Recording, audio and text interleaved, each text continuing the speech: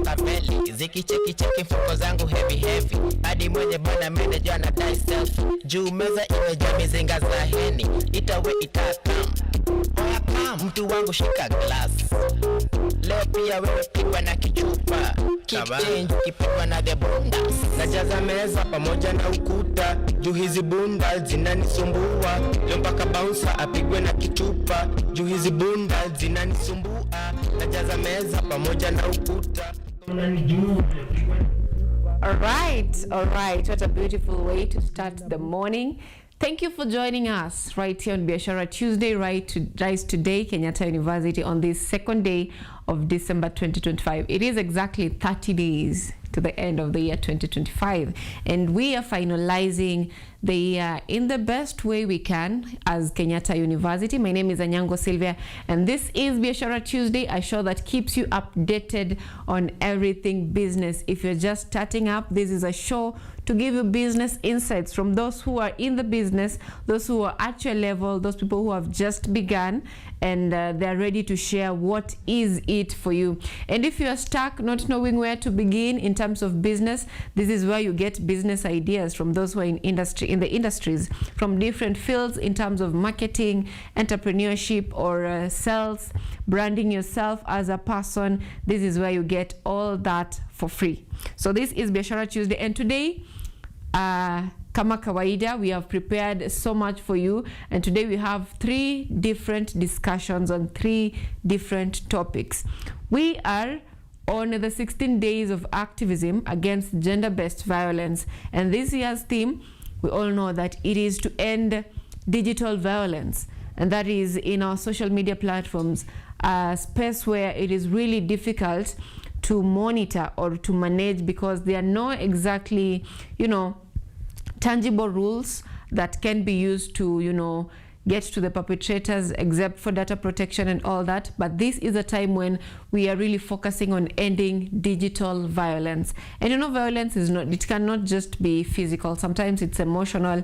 Sometimes it's what just disturbs you as a person and therefore affecting your output or your performance that is in business and all that. So that is a discussion that we'll be having this morning in one of the lounges, because in the spirit of activism, in the spirit of protecting our male, our female against gender-based violence. Remember, here on Biashara Tuesday we say it's all round. There are men who are wanapigwa huku nje, and there are men who are killed. We just saw a case yesterday that was running on air, or that was trending, of a young man in Kilimani who was thrown off a building from the 14th floor and he lost his life. So that is among the gender-based violence against men. So in the spirit of creating awareness, we are going to be, today we specifically focus on the causes, because sometimes we get to the action where someone has lost his life or her life, and then we forget what really caused this. So this is a discussion that we are focusing on prevention of this rather than taking action against perpetrators. So today's discussion is majorly on prevention of possible cases of GBV. So that is what we will be talking about this morning, and it will mostly focus on the young people, especially those in campus. Also this morning, we'll be having a conversation that is surrounding art, intellectual properties, and helping us get into this discussion further will be Chief Nyamwea, who is a director, author, visual artist, co-founder Pungulupa Productions and Freehand Studios. He'll be helping us delve into the creative industry this morning, and he'll be telling us why did he move from being a lawyer and now to being a creative. So it is a field that most people see as something that is just, not a tangible career, but he's been in the industry for the longest time. So it'll help us understand. You've heard of cases where social media managers are telling you that, sometimes you sign contracts and then the contracts end up hurting you, and there are no concrete rules in the creative industry. So he has been in the industry for the longest time. He'll be helping us understand the pros and cons in the industry, especially when you're having intellectual properties. How well do you navigate that industry? How do you stand out? How do you manage to stay in an industry where everyone is looking at it as, you know, that is not something that I can pursue or something that I can look forward to. So he'll be helping us understand this. And today's discussion will be focusing on creativity as an engine of economic empowerment. So how can we leverage on creativity to earn a living? Remember yesterday, the Cabinet Secretary for Education said that the young people should focus on creating their own employment. Employ yourself. That was his message. Employ yourself. Don't wait for the government to employ you.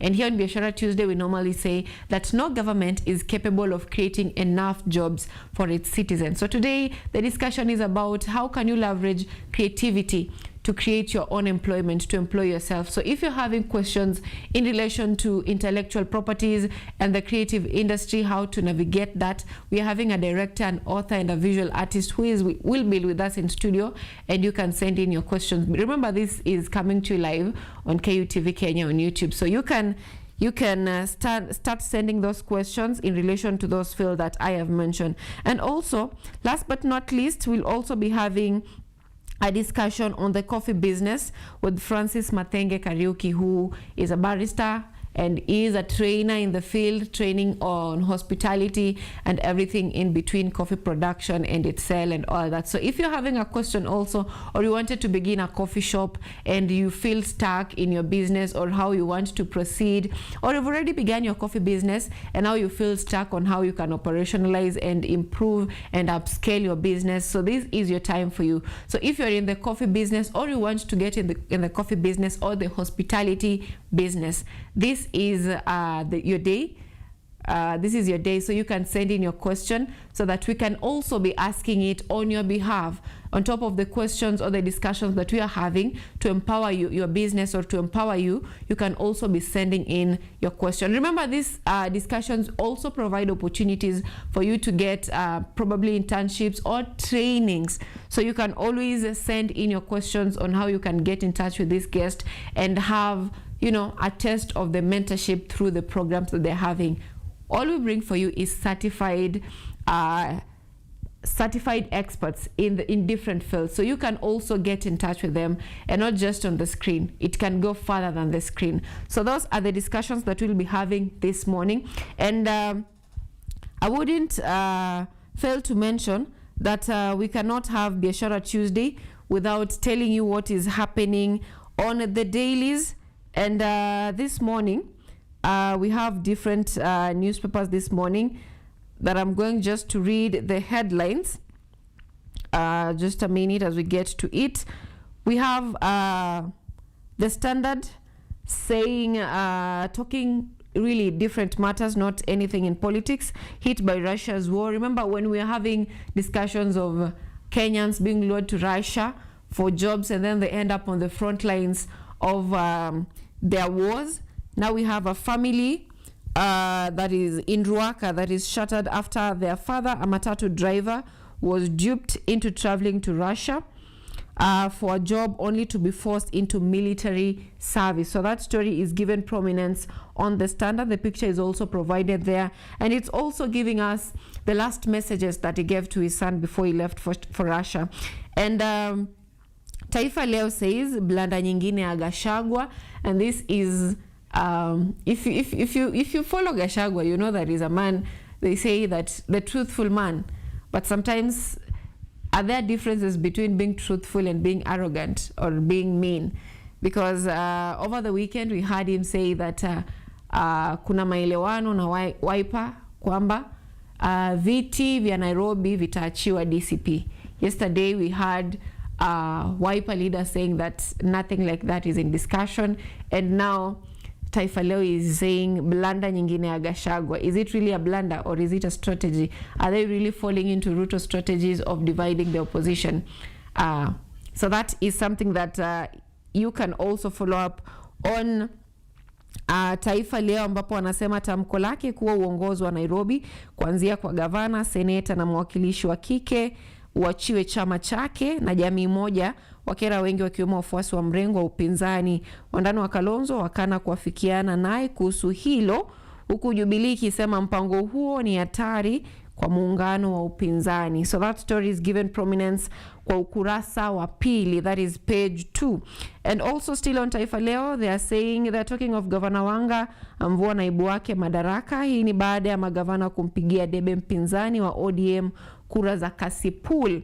So that story is on ukurasa wa 4 Taifa Leo. And also the stories on Ruto sasa kutegemea machifu kwa ustawi. That is in relation to the graduation of 5,000 or so chiefs and assistant chiefs that happened yesterday.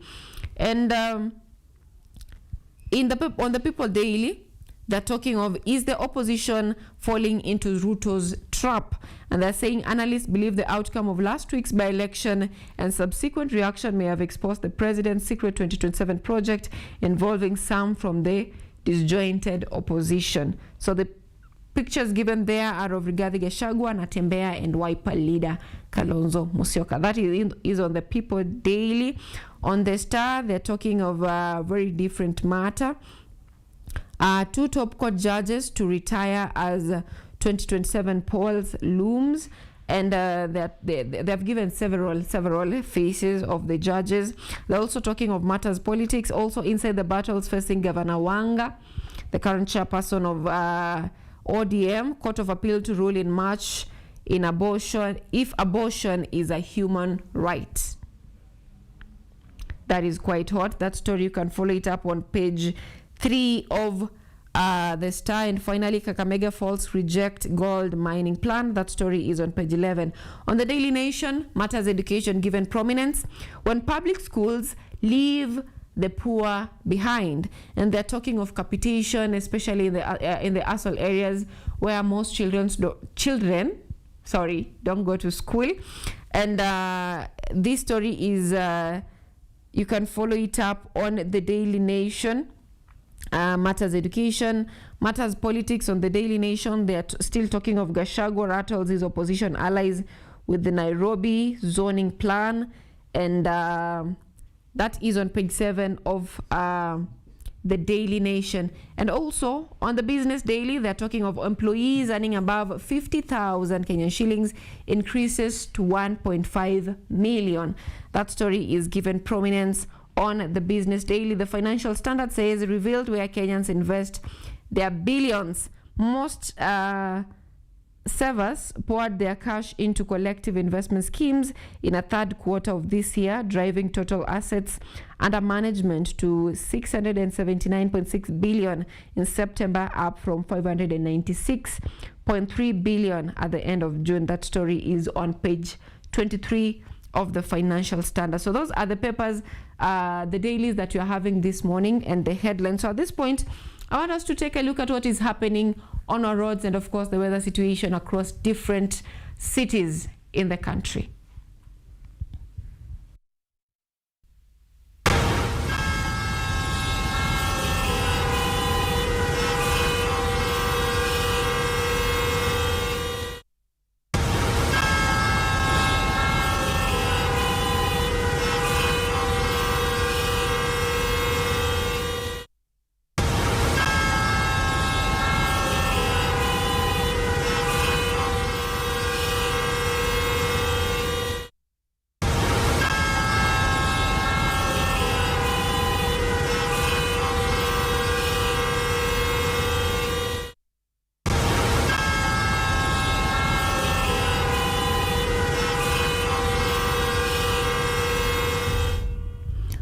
All right, it is exactly 36 minutes past the hour, and I'm looking at the traffic in major tributaries leading to town, just as expected. What we're always experiencing every day. So Thika Road, as expected, from Garden City Mall all the way to Pangani Interchange, there is a slowdown in traffic, and this is affecting those coming from Kiambu Road. So if you're using that road, you might want to use a different route towards town. And I'm looking at different roads also leading to town. That is those people coming from Jogoo Road, and they will be entering town through downtown. I don't know if that makes sense. Uko Mudhurwa, uko chini kupanda town. And if you're entering town through that route around Gikomba, uko chini, you'll also be staying on the road on that route for quite some time. And those people coming from Langata Road or those roads around Nyayo Stadium, you will also be staying on that road for quite some time. And also all the tributaries joining Mombasa Road. And this, I'm talking of Kenyatta Avenue, I'm talking of Haile Selassie Avenue, I'm talking of State House Road. So all the tributaries joining Mombasa Road, you're going to be staying on the road for quite some time. So that is on the traffic situation. And today, Mombasa Road traffic going to town or entering town through railways along that road, you're going to be staying on that road for quite some time because it is so thick in red. So that is on the traffic in major tributaries leading to town. Let's take a look at the weather in different cities. Let's begin with Kisumu because of course I have to begin with Kisumu. And right now it is 20 degrees Celsius, feels like 24 degrees Celsius throughout the day. No sign of precipitation throughout the day, and they'll be receiving highs of 30 degrees Celsius. Moving on to the northern part of Kenya, that is Wajir. Right now it is 26 degrees Celsius, feels like 28 degrees Celsius. They'll be receiving highs of 35 degrees Celsius around 3 p.m. and throughout the day, no sign of precipitation because it will mostly be sunny. I'm looking at the Rift Valley region, that is Eldoret. Right now it is 16 degrees Celsius. It feels like 15 degrees Celsius, quite lower, and they'll be receiving highs of 24 degrees Celsius, but around 1 to 3 p.m. there is 40 to 30% chances of rainfall, but it will mostly be sunny throughout the day. Going to the coastal region, that is Mombasa. Right now it is 26 degrees Celsius, feels like 29 degrees Celsius, quite sunny, sorry. And throughout the day they'll be receiving highs of up to 31 degrees Celsius and no sign of precipitation. Moving on to a different city that is in the western region, Kakamega, 18 degrees Celsius. It feels like 21 degrees Celsius, quite high. They're receiving highs of up to 29 degrees Celsius, that is to around 1 p.m. to 3 p.m. Highs of 29 degrees Celsius, but throughout the day it will mostly be sunny. So the only city that there is possibility of rainfall this morning is Eldoret, or this day is Eldoret. And finally, in the central region, that is Nairobi, 17 degrees Celsius right now, and it feels like 17 degrees Celsius. They're talking of possibilities of rainfall of up to 40% to 9 p.m. but I don't know which part of Nairobi this is. But highs of 24 degrees Celsius. So today it will mostly be a calm day, and they're talking of light rain to be experienced, and that is at 30% chances. So that is in the capital, Nairobi. That is on the traffic, and of course the weather update in different cities or different parts of the country. We are taking a very short break, and we'll be back with more updates for you on what we have for you this morning on the lounges.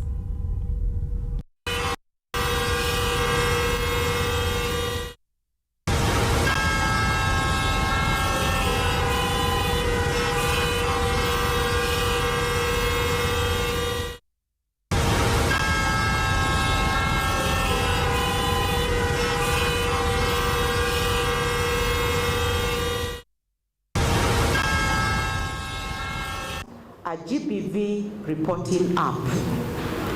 On top of that, they went talking about how it can be used in our various campuses. And when we were waiting for the VC, I asked you, who among you has that app? A number of you told me, hatujaisikia hii.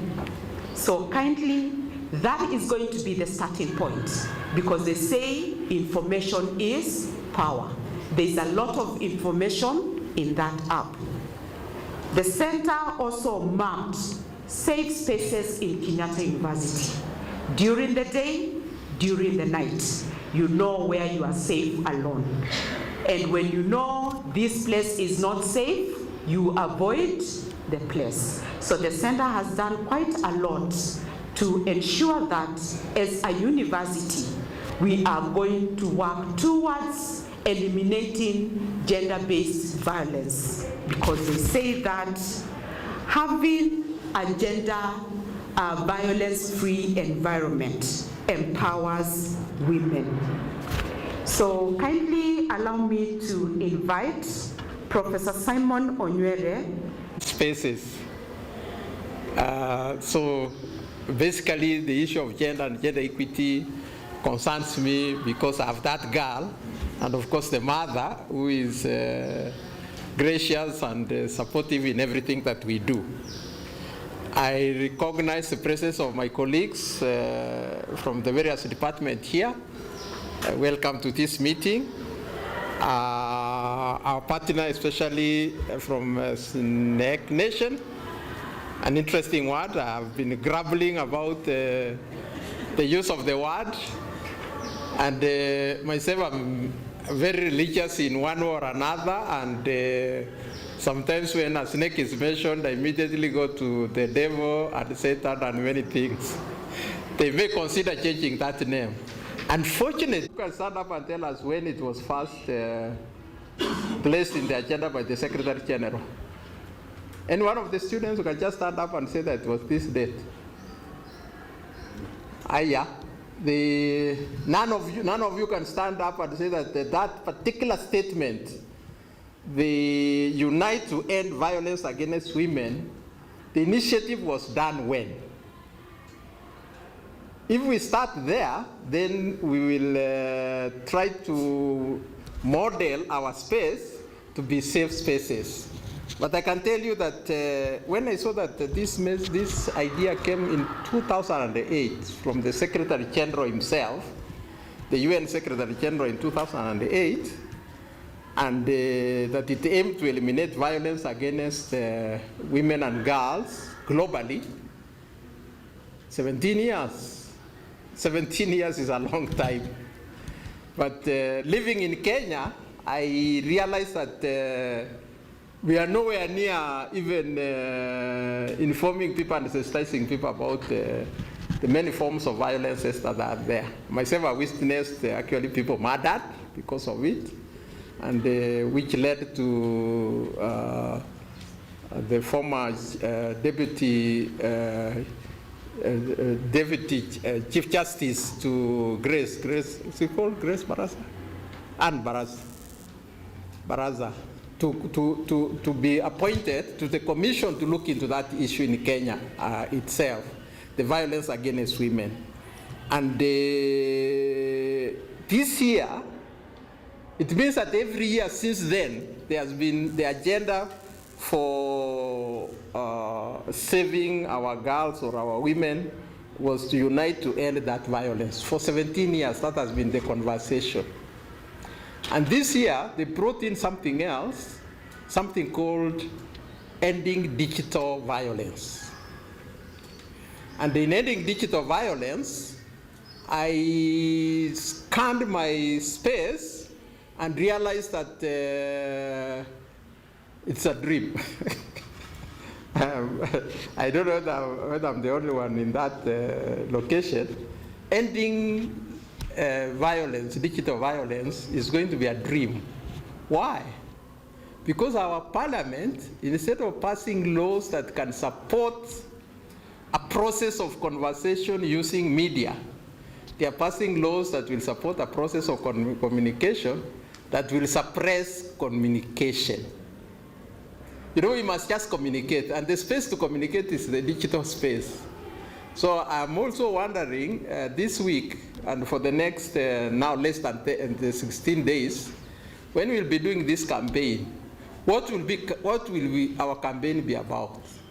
I know the United Nations has put in some guidelines on what you will address during this period, and our prayer is that all of us will participate. All of us at Kenyatta University. It cannot be this group alone, and that's why I was worried when I don't see a lot of people in this room. All of us must actually start a conversation about how the gender-based violence is being aggravated by the digital space. I also scanned through the website at some point, and I know myself, I participated a lot in Sustainable Development Goals, and I participated in Sustainable Development Goals because one of the dilemmas of society is having good partnership. Goal number 17, partnership, effective partnership. And I realize we cannot end any violence if we don't have effective partnerships amongst ourselves and amongst the communities that surround us and the people who work with us. Effective partnerships.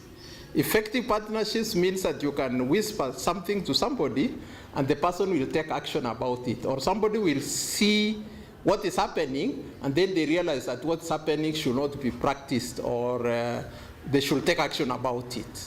And there are many things we watch and just keep quiet.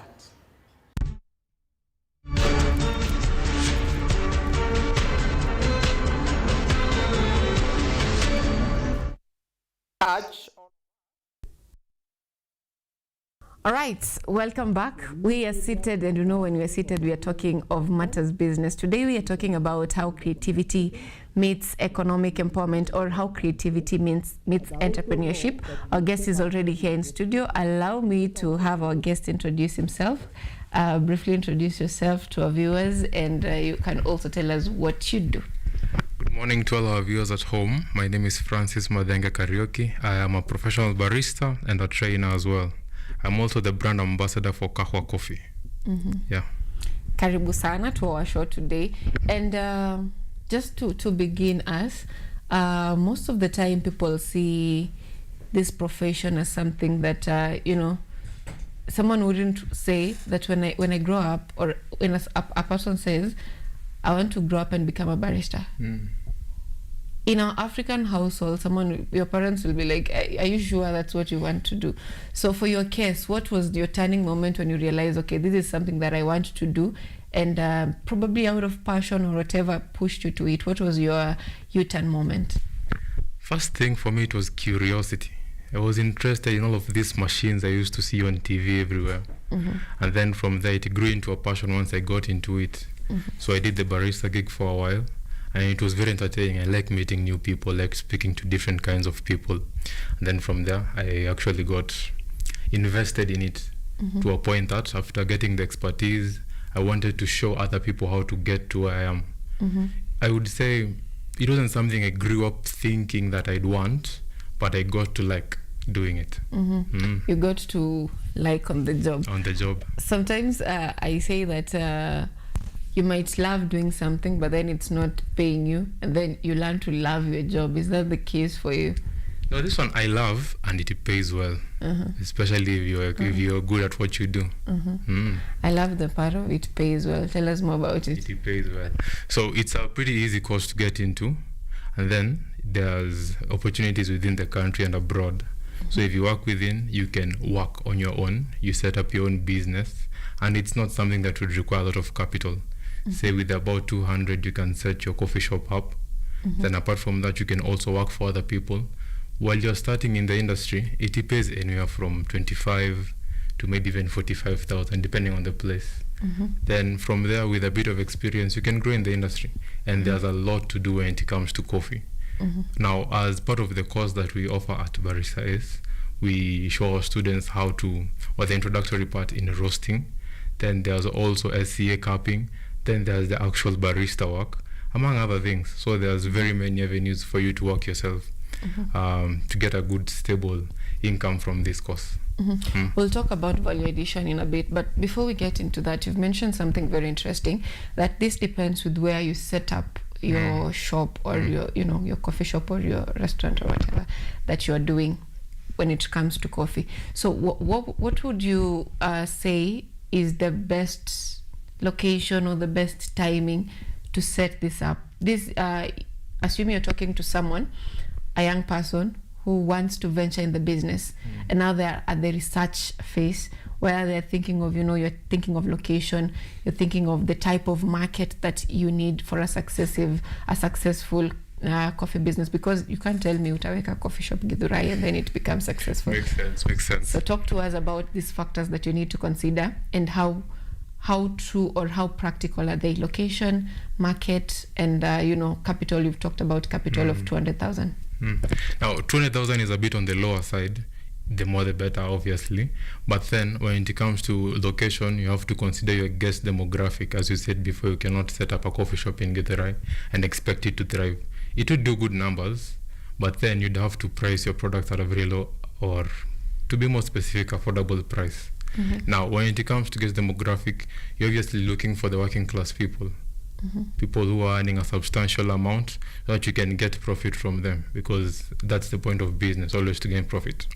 Now, when it comes to setting up a coffee shop, anywhere around town is okay. In Westlands is good. In Isli, in such places, in Kileleshwa, Kilimani. You've mentioned of places that when you mention to someone, the first thing that comes to your mind is rent. So how how profitable is this so that you're able to? When it comes to starting a business, you obviously have to have like 6 months worth of rent in mind, but you see how it does to begin with. When you're setting it up, you can do a soft open, know how to price your drinks accordingly, and the kinds of things that you serve. Don't expect to serve anything with liquor like to an Arab or something. So when you go to Italy, know the kind of things that you're planning to sell there, then the amounts. Now when it comes to profitability, it all depends with the pricing of your drinks and whatever you serve. Now this is not only limited to beverages or coffee, to be specific. It's also something that you can pair with the pastries and things like that to help your business thrive. Like if you have really good pastries and then the coffee comes in, then people will enjoy the experience. Also, another thing that helps you price your drinks a bit on the upper side and create an enjoyable experience for the guest, it's just the ambience of the place. So if it's well decorated, if it's situated in a good place, there's good vibes in there, then you can set your drinks for really good prices. It sounds so easy on paper with 200,000, but from where I see like that is so minimum to start a shop with the that ambience. 200, I said it's a bit on the lower side. That's just for the machine, basic equipment that you need, the coffee, and then a bit of the rent. But that's on the lower side again. So if you really wanted to go into it, it would take you 1 point something, but then with that amount, there's no one like who has it seated in a bank somewhere. Or the people we have in mind are people who are trying to start up life, and this is one of the things they're interested in. So 200 would be a good amount, but as again I said, the more the better. So if you have 500, it would be better. But you always have to start from somewhere. You'd not start at 10. You build up. You start from 3 and move up to 10. I love that. Now there is the aspect that the training that you do deals with, that is on customer service. I wouldn't mention names, but on social media I've seen cases where clients complained of poor treatment in certain big brands of coffee shops and restaurants compared to others. Is this something that you see? How hard or easy does this kill businesses, that is customer service?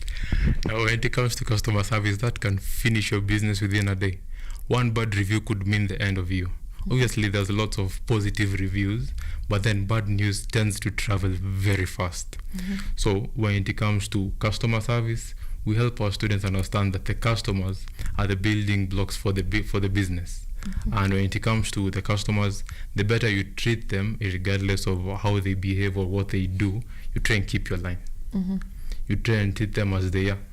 Take them as they are, because we're all human. People come from home stressed, and you're there trying to offer them a drink, trying to upsell, trying to make them buy more to profit a bit more from them. But in any case, if you pester them too much, they get agitated. Some get aggressive. I've seen a lot online, not personally. I've seen a lot of on people who get aggressive in cafes, in restaurants or such places. In which case, I would just tell you to maybe just back off, because there's not much else you could do. And the moment that you come into a violent interaction with a guest, that's the end of it. Do you have any plans of scaling up on in terms of customer service and offering training to? At this point, it's on the students that are in, but then there are restaurants maybe doing capacity building or upskilling for their employees. Do you have plans of us upskilling to that level? Yes, I do. Now, when the students are done with the course, we offer them internships. We have partnerships with different brands, different companies, and we're still creating relationships with different companies, cafes, and restaurants.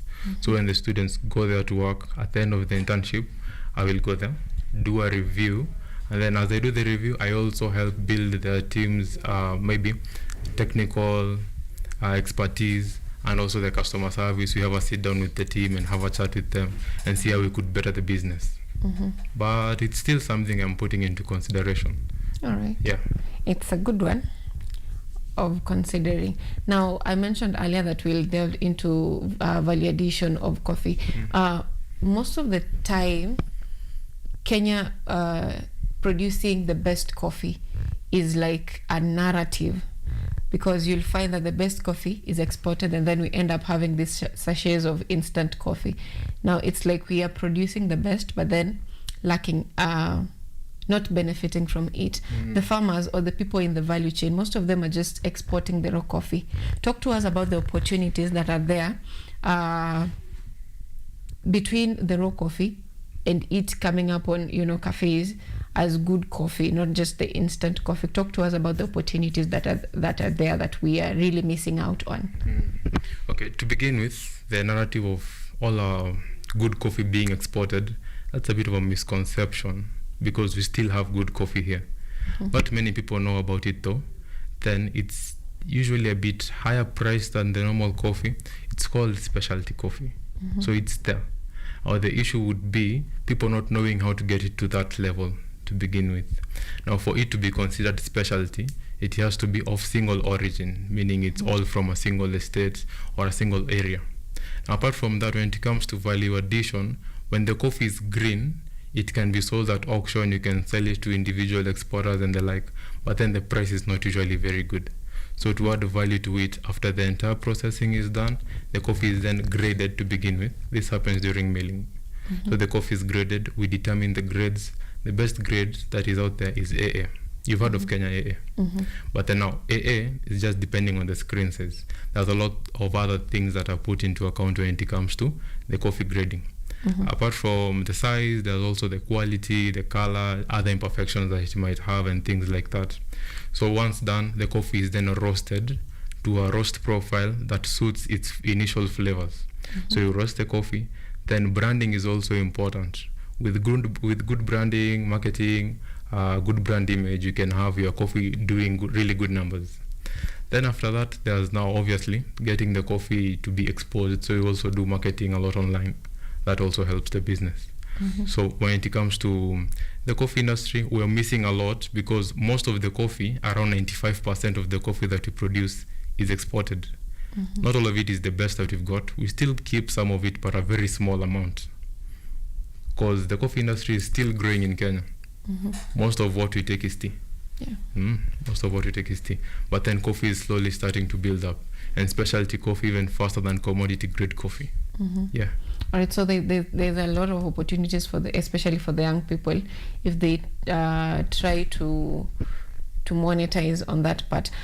We've had several people who are in the manufacturing industry, and they talk of heavy taxes when setting up industries or companies. How hard or easy is it for them to venture into this industry in the production sector of this? Any business always has challenges. When it comes to taxes, they're usually a very big challenge, especially with Kenya as it is right now. But then, it's just a challenge to overcome. Once you get your business up and running, the taxes will be barely, you won't feel them. They'll be barely there. So, you just start. It will take a lot of time before you actually get to a point where your business is making really good numbers for you to actually make enough profit that you're not feeling the taxes encroaching on you too much. But then it is a challenge, I would say. There's no easy escape on this. There's no easy escape.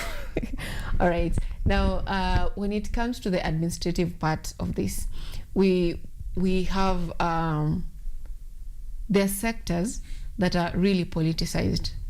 and the coffee sector is among them.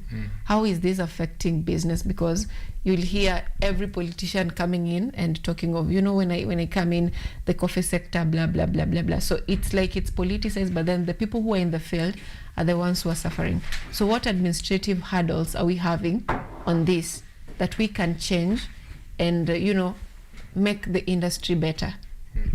Now, whenever it comes to the administrative challenges, you'll find that they will not stop at any given point because everyone is out to benefit on their own.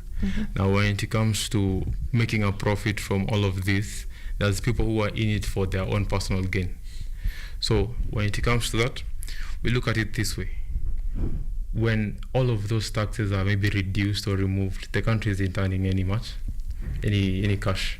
When it comes to the taxes, give me a minute. Okay, so the administrative challenges that you're experiencing is high taxation in the coffee, right? So there's no easy way around that. Now, we would have to find better policies to earn the farmers more, because the coffee industry is really experiencing lots of challenges on that area. But it's something that I've been hearing lots of politicians say that they are going to figure out, work on it, but to no avail. All right, so it's something that still needs a lot of working on. Still needs a lot of work. Are there is there a way that as people in the business, you can have voices to tackle this? Yeah, there's always a way that we can have voices. We obviously go online. We talk about the issues that we have. Some of them are seen, some of them go unseen completely. But either way, our voice is very important to have. So we always air this out. Whether or not it's going to be seen, that is always up to us. So whenever you see someone, maybe think about it more as a cry for help, because it's a business that is still growing, but again, slowly dying.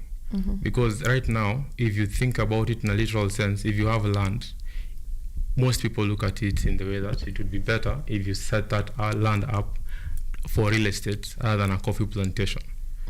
So the coffee trees are being cut down, the business is slowly dying, but then there's people who are trying to monetize it still. Yeah, so it's still a challenge, but we're trying to figure it out. I'm asking this because I'm looking at it in a sustainability angle. Because if you're having more people training to do this, and then from the grassroots side where we are having the input or the raw products, there is low morale on it. That means we will have, at some point, we'll have the consumption. Lots of people who've trained, but then there's nothing to use. Yes. Yeah, obviously that's a problem, but either way, there's also many other things to consider, seeing as you still meet some Kenyans who say that they prefer coffee from Ethiopia. They prefer coffee from Uganda. They prefer coffee from Vietnam, Robusta, or other countries, but yet we still have coffee here. I think that's still up to us to market our own stuff, to make this business profitable so that we can figure a way forward. All right. What's the problem? What problem do you think we have in terms of branding our Kenyan coffee? Because you mentioned earlier that there is a lot of misconception surrounding coffee, because not all of it is exported. But if you ask a Kenyan, atakwambia, most of our coffee goes out. So we are using either reject and something like that. So what branding are we to do as a country to encourage local consumption of our own coffee and retention of our own coffee and production of our own coffee in Kenya, not for it going out raw and then coming back for us to use what has already been taken out of our country? Okay. Yeah, some of it does go out raw, then come back, but most of what we use is still from here. When it goes out as green, it's usually used where it has gone. When you export coffee, when it is green, it goes on ships, takes like 6 months at sea, gets roasted wherever it's going. Then from there, they just consume it over there. Then the coffee that we have here is what we use. Now, the biggest challenge with that is that you find when it comes to branding, we are doing a very small amount of it. And then on social media is where the money is at right now. So people try and figure out a way to brand their own small brands, like what we're doing with Kawa. We are trying to figure out a way to make our own coffee get known, get the publicity it needs. It's really good stuff. Then you also find other brands, smaller brands. Still, they have the same thing in mind, but then they have a challenge when it comes to branding, because this thing does not travel by word of mouth. When it comes to consumption of our own coffee within the country, it's still minimal. 5%, as I said before, is what we consume, or even less. So to increase that, we just have to gain more exposure. And there's people actually out there trying to maybe create creative drinks and things like that, post on social media, WhatsApp, Instagram, TikTok, everything like that. Yeah. All right, I have several friends who are chefs and baristas, and I see what they post mostly is the lifestyle, not what they actually do. And this might trigger someone to, I want to be in this industry because I'll be traveling around, because I'll get jobs abroad. But then I'm looking at it in this way. Now that we've talked of how possible it is to have coffee business in Kenya, now let's talk about the skill set. Talk to us about the training that you do, how this is done, how practical is it, and how effective is this in terms of getting opportunities. You've talked of partnerships with the different companies and organizations. Now talk to us about the mode of training and empowering your students with the skills. So when it comes to training, the training that we offer is a short course, a 6 weeks long course, 5 hours a day. Not 5 hours, 5 days a week, 3 hours a day. So there's morning classes and afternoon classes. So it's pretty flexible with your schedule. Then of the 3 hours, we try and keep it to 33% on the theory side, 66% on the practical side. So there's a lot of hands-on training that happens. Then after they're done with that, there's one of 3 things that they can do. First one is that we can help them gain an internship, and from there they just go work. That takes about a month or 2. So if you train in December, we can have you working by March. And then it's a pretty easy course to get locked down, because it's something that you use your hands to do. Yeah. And then the other alternative would be obviously going outside, which is a very common thing that people do, as you said before. So, the countries that take in most baristas are in the Gulf countries, where drinking is prohibited, I think, yeah. So they take in lots of baristas and they pay well. And then the third alternative now would be starting your own business. Yeah. All right. So starting your own business is if Ushaji established and now you know what you're doing, really, right? After you've been in the business for a while, starting your own business doesn't seem as such a hurdle, because you have a good idea on the equipment that you need. Obviously, at school, they can help you still gain the information that you need to start your own business. Know the kind of equipment you need, know the amount of time it will take you to start your own brand or business or something like that. Yeah, it's not a very big challenge. All right. Now, what requirements does someone need to join the training for the 6 weeks? When it comes to requirements, there's not that many prerequisites, because the only thing that you need is for you to be there. It's for you to dedicate time. When it comes to certifications, it's a practical course. So as long as you can speak in English or Swahili, as long as you can use both your arms, you're good. Doesn't require much. All right, I like that. So it's a course that if you're open to learning, you can definitely do. Yeah, so it's a course that someone who's 18 straight from high school can do. It's a course that someone who's from university or college can do it well as they look for a job in line with whatever they studied for. It's a job that you can do for leisure. I personally, I'm a barista for fun on Saturdays. I just enjoy myself, make people some drinks, meet new people. Yeah. Baristas for fun. Wow. I've had people who are doing certain businesses for fun, and then it's a casual thing. It's enjoyable. You meet different people, you see different kinds of people, you go places. In this sense, someone tells you that I'm doing this for fun, and then after some time you realize that, they're in the NIS department and they're in DCI and stuff, but that's just a by the way. All right, now any last word to our viewers back at home?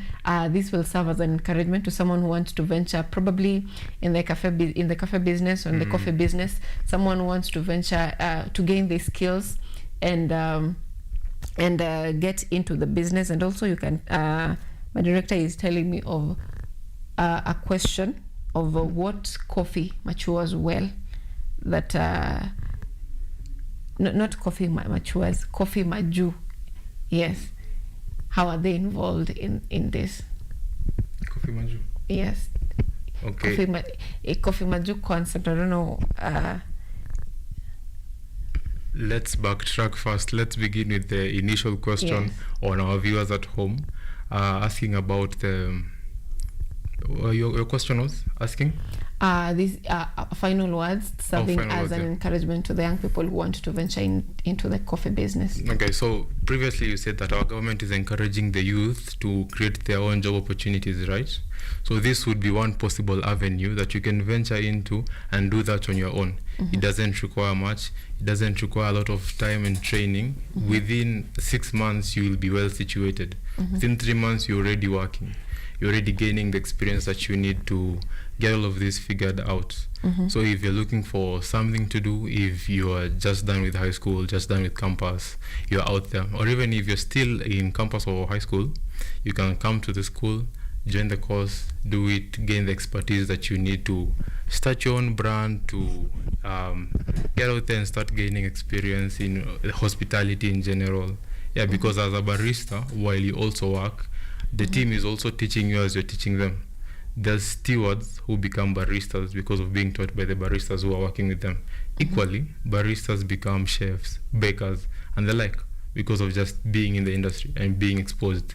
And this is not something that should limit you, because someone who's done finance can go into the barista job, then eventually gain a post in the managerial roles. All right, now here is the question about the partnership of the Coffee Maju National Barista Throwdown Championship that is to be happening at the Meru National Polytechnic training. Yeah, I think the Coffee Maju thing is giving a lot of publicity to Kenya's coffee and the baristas that we have and the potential that our coffee has got. So it's going to help us get the publicity that we want, help us get out there in the world. They know that we have good coffee, they know that we have good baristas, and then it will also create exposure and curiosity to people who are training to become baristas, people who want to become baristas, who are cautious, who are curious about it, and things like that, yeah. So it's a form of what we were talking about before, the branding and marketing of our Kenyan coffee. Okay, I love that. Thank you so much for making time for us this morning. I hope we've not locked anything else that we've can not locked anything else, yeah. All right. Now, where can our viewers get in touch with you and the training? Yeah, they can get in touch with me on WhatsApp, on TikTok, Instagram, at baristaes.com. You can always give us a call. The number is 0796 36 31 86. That was too fast. 96 36 0796 36 31 86. Or equally, you can just search Barista S Instagram. Barista S. SCE, like the cards. SCE. Okay. So you can look us up on Instagram, Facebook, TikTok. Send a text. Yeah, you can always get me in any of those. All right. Thank you so much for making time for us this morning. I've loved this. I was thinking of starting a business, and you're talking to me about the capital, and I'm like, oh my God, I'm just a young Kenyan. But then there's an opportunity for getting skills and, getting to job opportunities. When it comes to capital in any business, it remains a hurdle. But then, if you do get someone to fund it, or if you figure out a way to fund yourself, you don't need that much of it to start. And then you always have to start from somewhere. You cannot start by setting up a huge cafe like what Art Cafe does or what Java does. You start small, then you grow with the customers that you get. And you can also grow with partnerships. And you grow with partnerships equally. All right. Now that has been on the discussion on coffee business, and we are taking a very short break. More discussions coming up after the break, and these will be discussions on creativity, meeting, entrepreneurship. We'll also have discussions on gender-based violence activism that is ongoing worldwide, of course, or the 16 days of activism in the country. Those discussions coming up shortly after the break.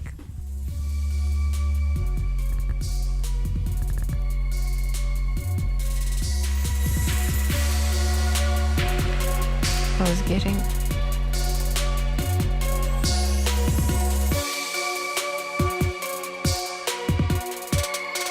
They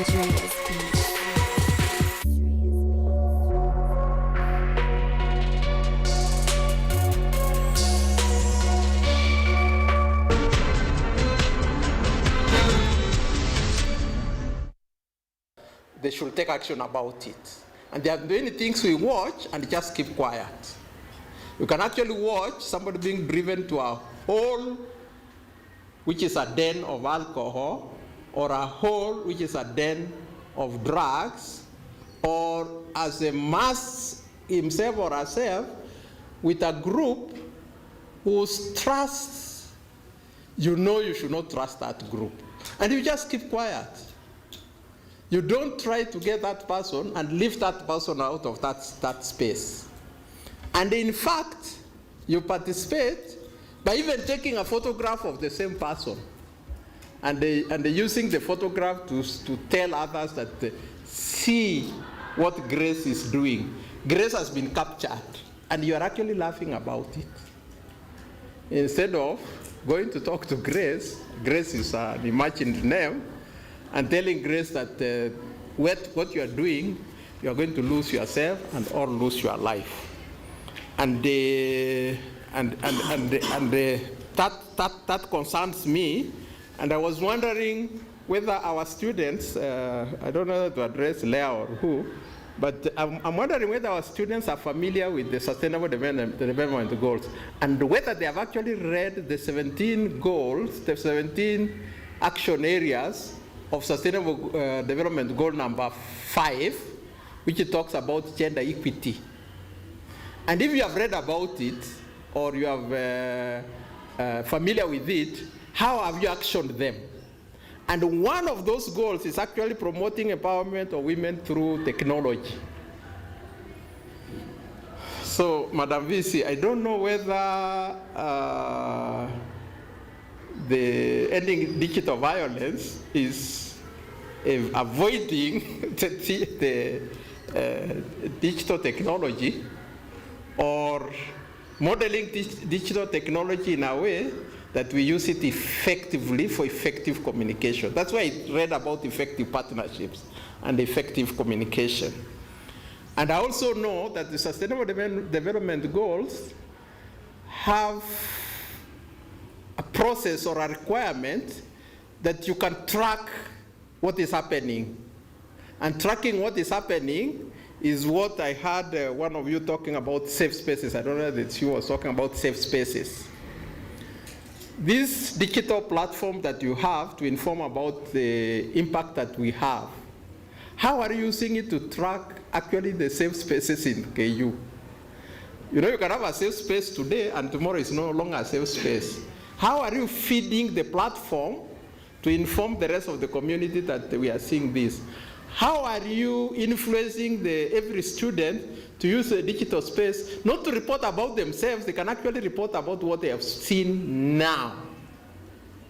And when you say about what you have seen now, I think the office has the ability to use that information, or if they don't have, we can engage with the Department of ICT and the security to see how this information can be linked to them, so that when you report that you have seen a particular case, for example, you have seen somebody being walked to Arboretum at 10, you know.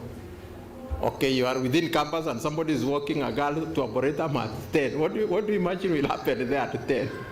At 10 in the evening. And you can actually report that I've seen 2 boys walking a girl to Arboretum, and I don't think it is safe for that girl. And the security system in KU will go and just do surveillance, monitor, and make sure that the girl is actually safe and returns safely to her room. That is what it means, effective partnerships. And I hope we'll use that knowledge and ability to communicate and to partner so that you provide information. And I don't know what legal framework we have in the university, but one of the areas, myself, I've been in the university for quite some time, since 2001. That's a while to be in the university. And I know there are spaces here which are not safe with bang, bang, bang, bang, bang, bang. Marijuana or smoke or wherever. I know there are spaces here on campus that is practiced a lot. What I don't know is whether we have marked those as unsafe spaces and give a reason for the unsafety of that space.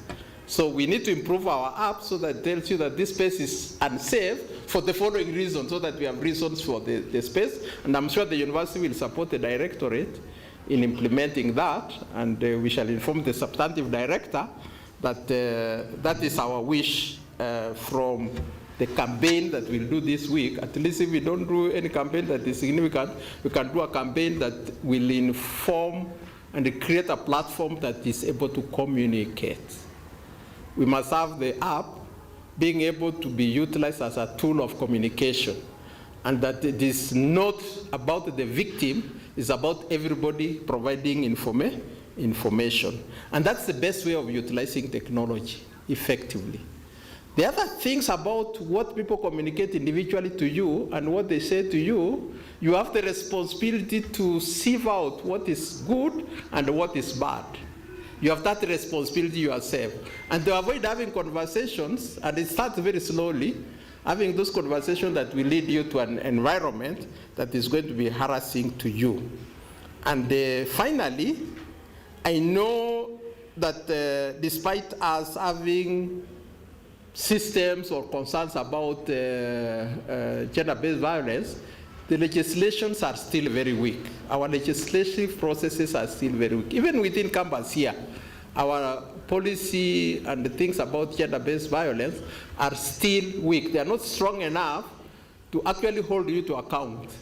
In fact, our laws, the country laws, requires you as a victim to go and talk. And remember, you have been affected and you are required to go and talk. What are you going to talk?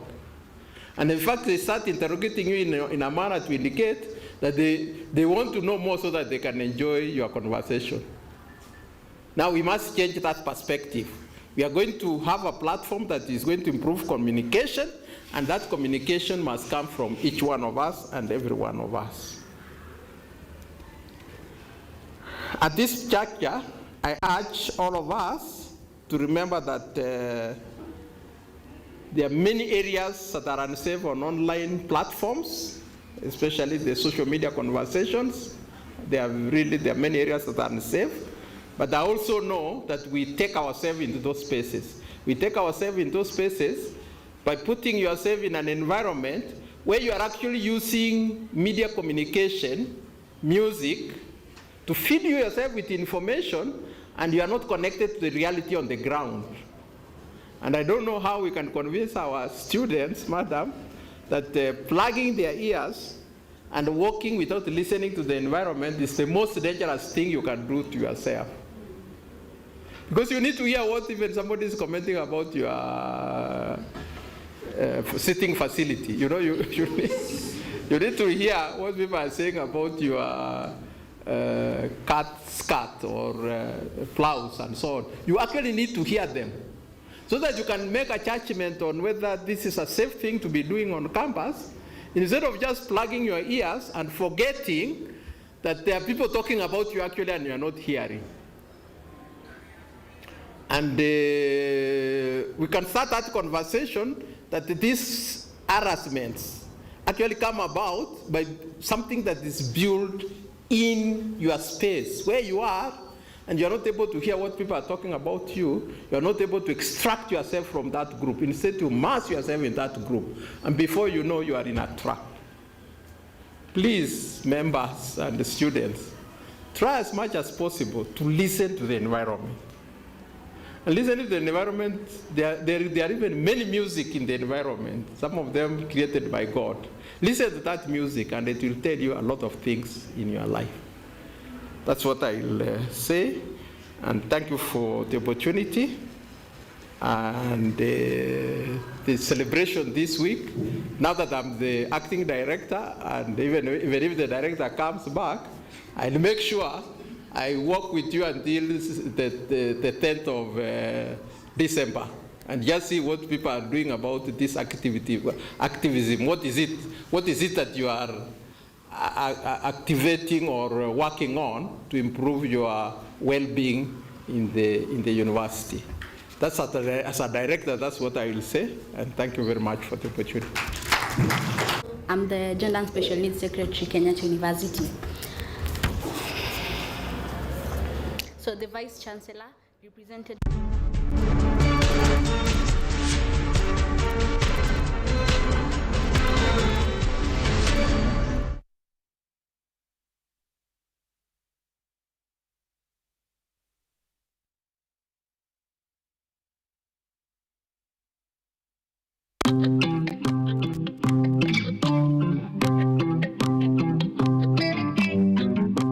Hello there! Sasa! We're in a very musical mood today because it's time for Uli and Tata's Sing-Along! Today's sing-along is based on the song Hale Hale Atikiliko from Yayeda Valley in Tanzania. Get ready to sing! Yunku, yunku, yakalele hama. Abitea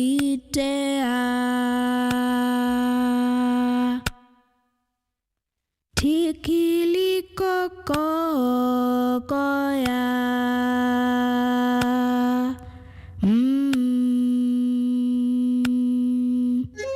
Amazing! Now let's try and sing it even faster. Abitea Tikiliko kokoya. Hale hale abitea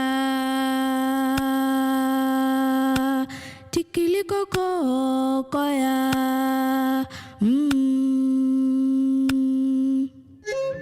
Good job, everyone! For being such a great singer, you've earned yourself a sing-along trophy. We hope you continue singing. Join us next time for Uli and Tata's Sing-Along.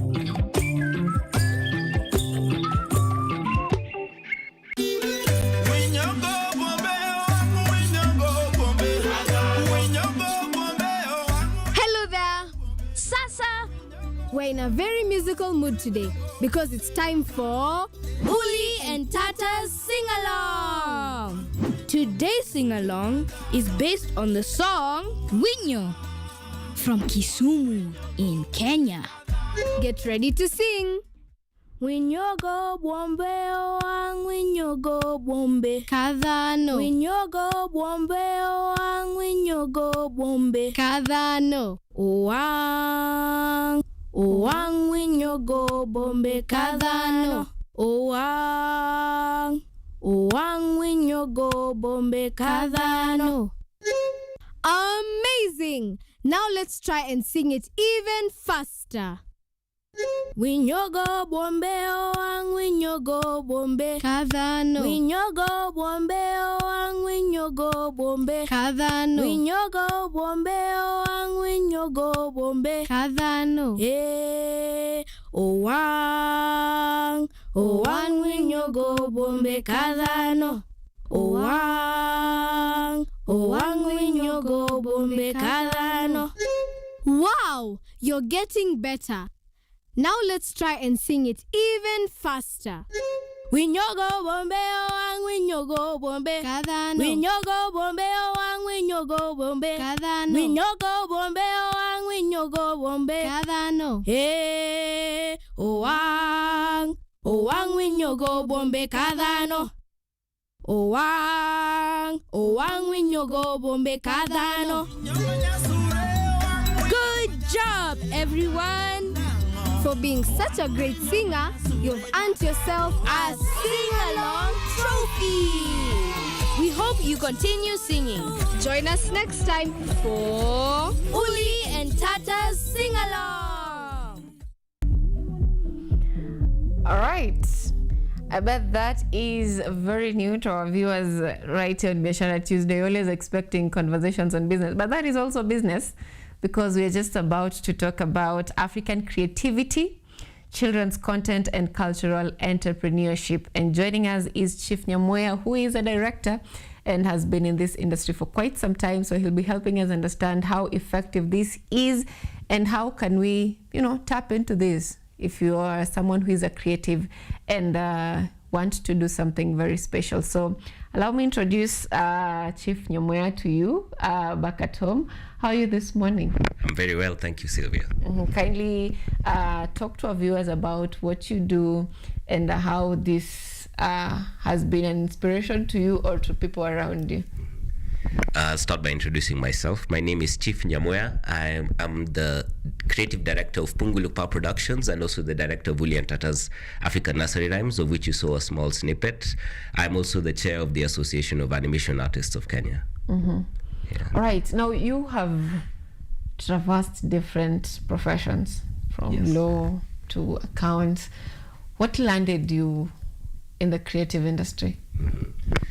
Wow, like the way a plant will always seek the sun, when you know yourself and if you have a voice inside of you and you listen to it, it'll take you to where you're supposed to be.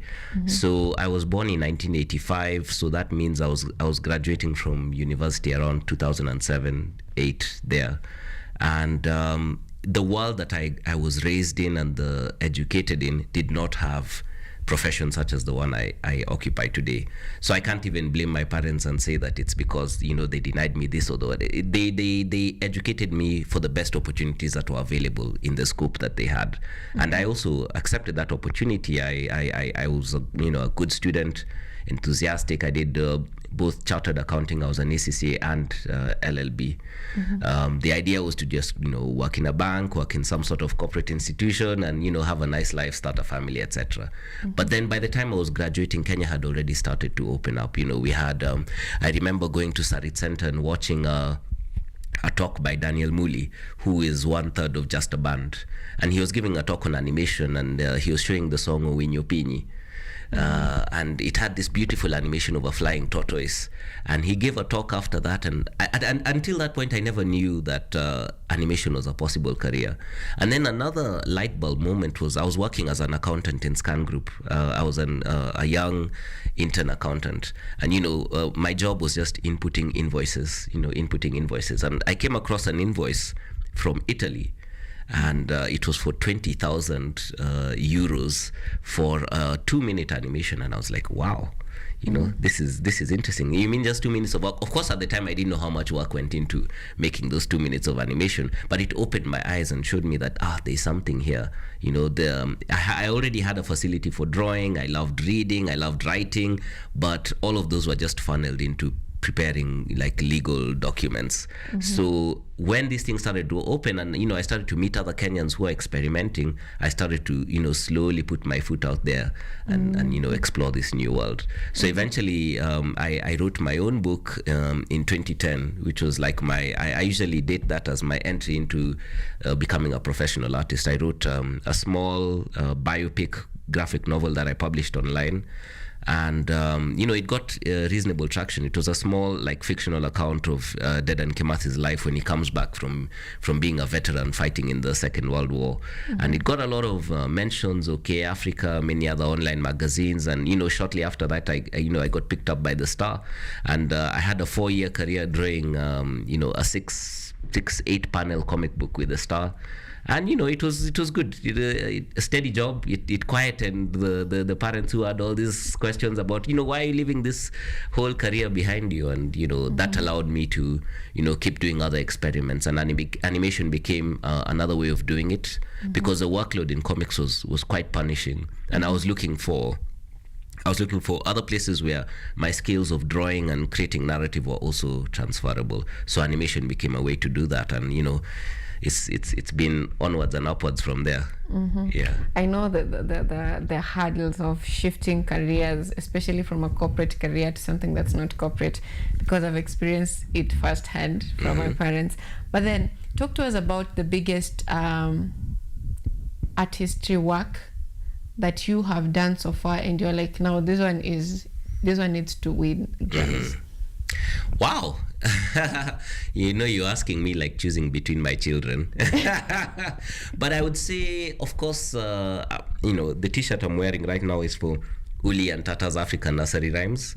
So I would say this one has been quite consuming in terms of the scale and number of people that it's forced us to collaborate with. At its peak, we were working between 35 and 40 people on this project. And it's gone even beyond animation now. We are going to even do events now. We have an event coming up on the 7th of December called Pungulu Party. For all those parents who, they are lovers of the show. The show has been quite well received. It's on Akili Kids. There are about 5 million kids watching it every week. Every day there's 1,000 plus views every single day that it's on YouTube. So there are people who are watching it, and the parents come to us and they're like, yes, we love the show. We like the lessons that the kids are learning about our culture, our heritage, but we want to take the kids off the screen. Can you give us something that, we don't just want them stuck to their devices? And so that got our wheels turning, like how do we offer something additional? And that's how the idea of Pungulu Party came about. And so that's why we're doing that event. So I would say Uli and Tata has been quite consuming, just because of the scale of the project and how long it has taken. And let's talk about monetizing your art. How hard or easy has it been, especially now that this is a field that you realize later in life and then you are like stepping your feet on it? Most of the time we find when creatives are getting into this space, especially when you're having intellectual properties, you tend to be exploited and all that. So Absolutely, how do you get to gauge your value, what you bring on the table, monetize it, and make it sustainable? I would say, number one, thank God for that law degree. It helps arrest some of the exploitation. And a lot of the challenges which we have faced is just the challenge of pioneering. The fact that there was no industry, a couple of decades ago, there was no industry. So it's just the burden of having to prove things for the first time. It would be much easier, I imagine, 10 years from now, once we've already made all these demonstrations with Uli and Tata, demonstrated how many other products that you can create out of one IP. It'll be much easier for investors. But we being the first people to have to make this demonstration, we are forced to give case studies from outside Kenya, which is harder for an investor locally to say, to take, it's you can't point to Disney and say, oh, Disney have done this, they've done this, they've done it. They're like, no, but you're in Kenya, you have these constraints, you have that. So the burden, I would say, has been the burden of pioneering. But it's a double-edged sword. It's also a blessing in that, there's not that much competition. You can be a bigger fish in a smaller pond. So it's been that. All right. Now it's something that is that was new in Kenya. Yes. What has been the biggest challenge when in creating African content? Because most of the time these are tales that were told, jioni umekaa umetulia, then your grandfather, grandmother is doing the stories for you. But then we are in a generation where the family unit is not as strong as it was before.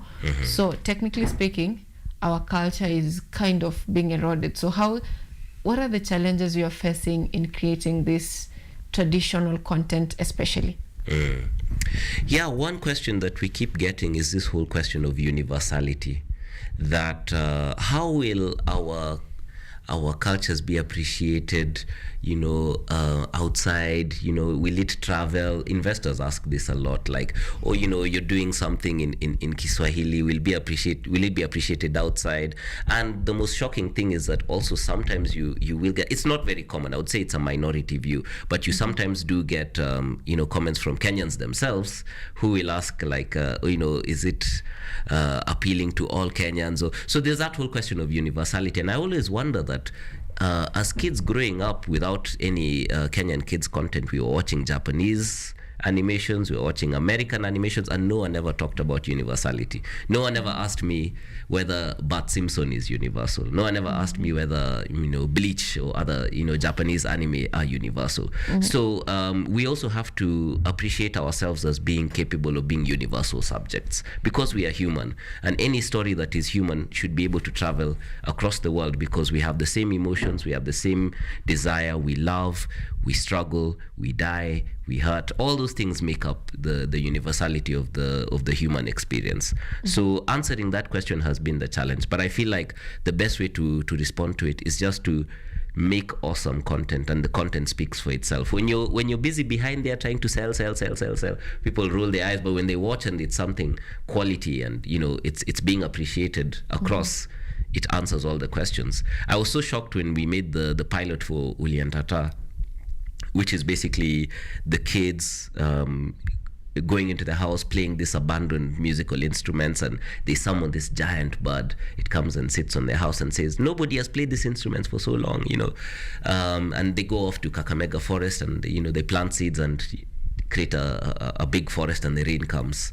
That was the summary of that episode. It got so many views in India, and we was really surprised that we made no effort to market to India. Our core focus was African children who don't have their own songs. And you can't predict, once you put content out there, you can't predict who will resonate with it, because we are human. There was another question you had asked about the family unit and the strength of our culture. I feel like that actually is what is fueling our success. The fact that so many young parents are recognizing what you are recognizing, that our culture is vulnerable, in a vulnerable place. The more we are the fastest urbanizing continent in the world. More Africans are moving to cities than any other continent.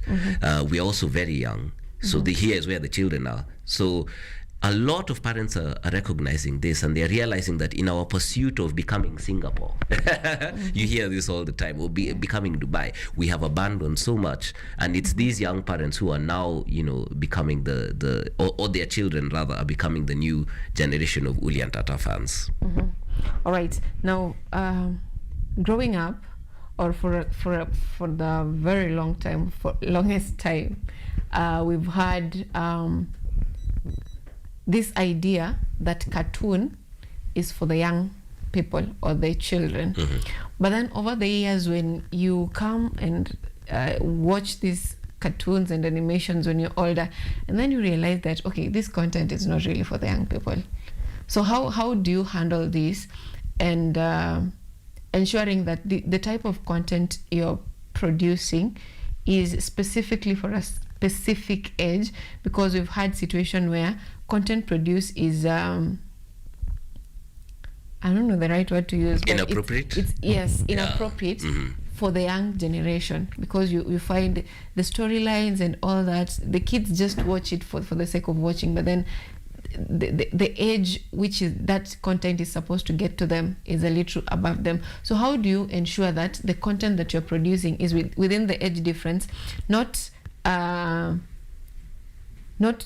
too simple to be boring for a certain age, but not too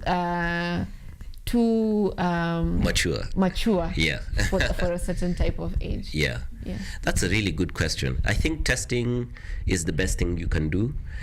Sometimes we don't get it right, and sometimes generally you must do a lot of testing, because something that I might not for example, the episode that we did in Ukambani, where the children meet Syokimau and they travel into the past. Syokimau, I don't know if you've heard of her, the prophetess from Ukambani. She saw the coming of the iron snake, the train. So in that episode, we had to visualize what the train looked like.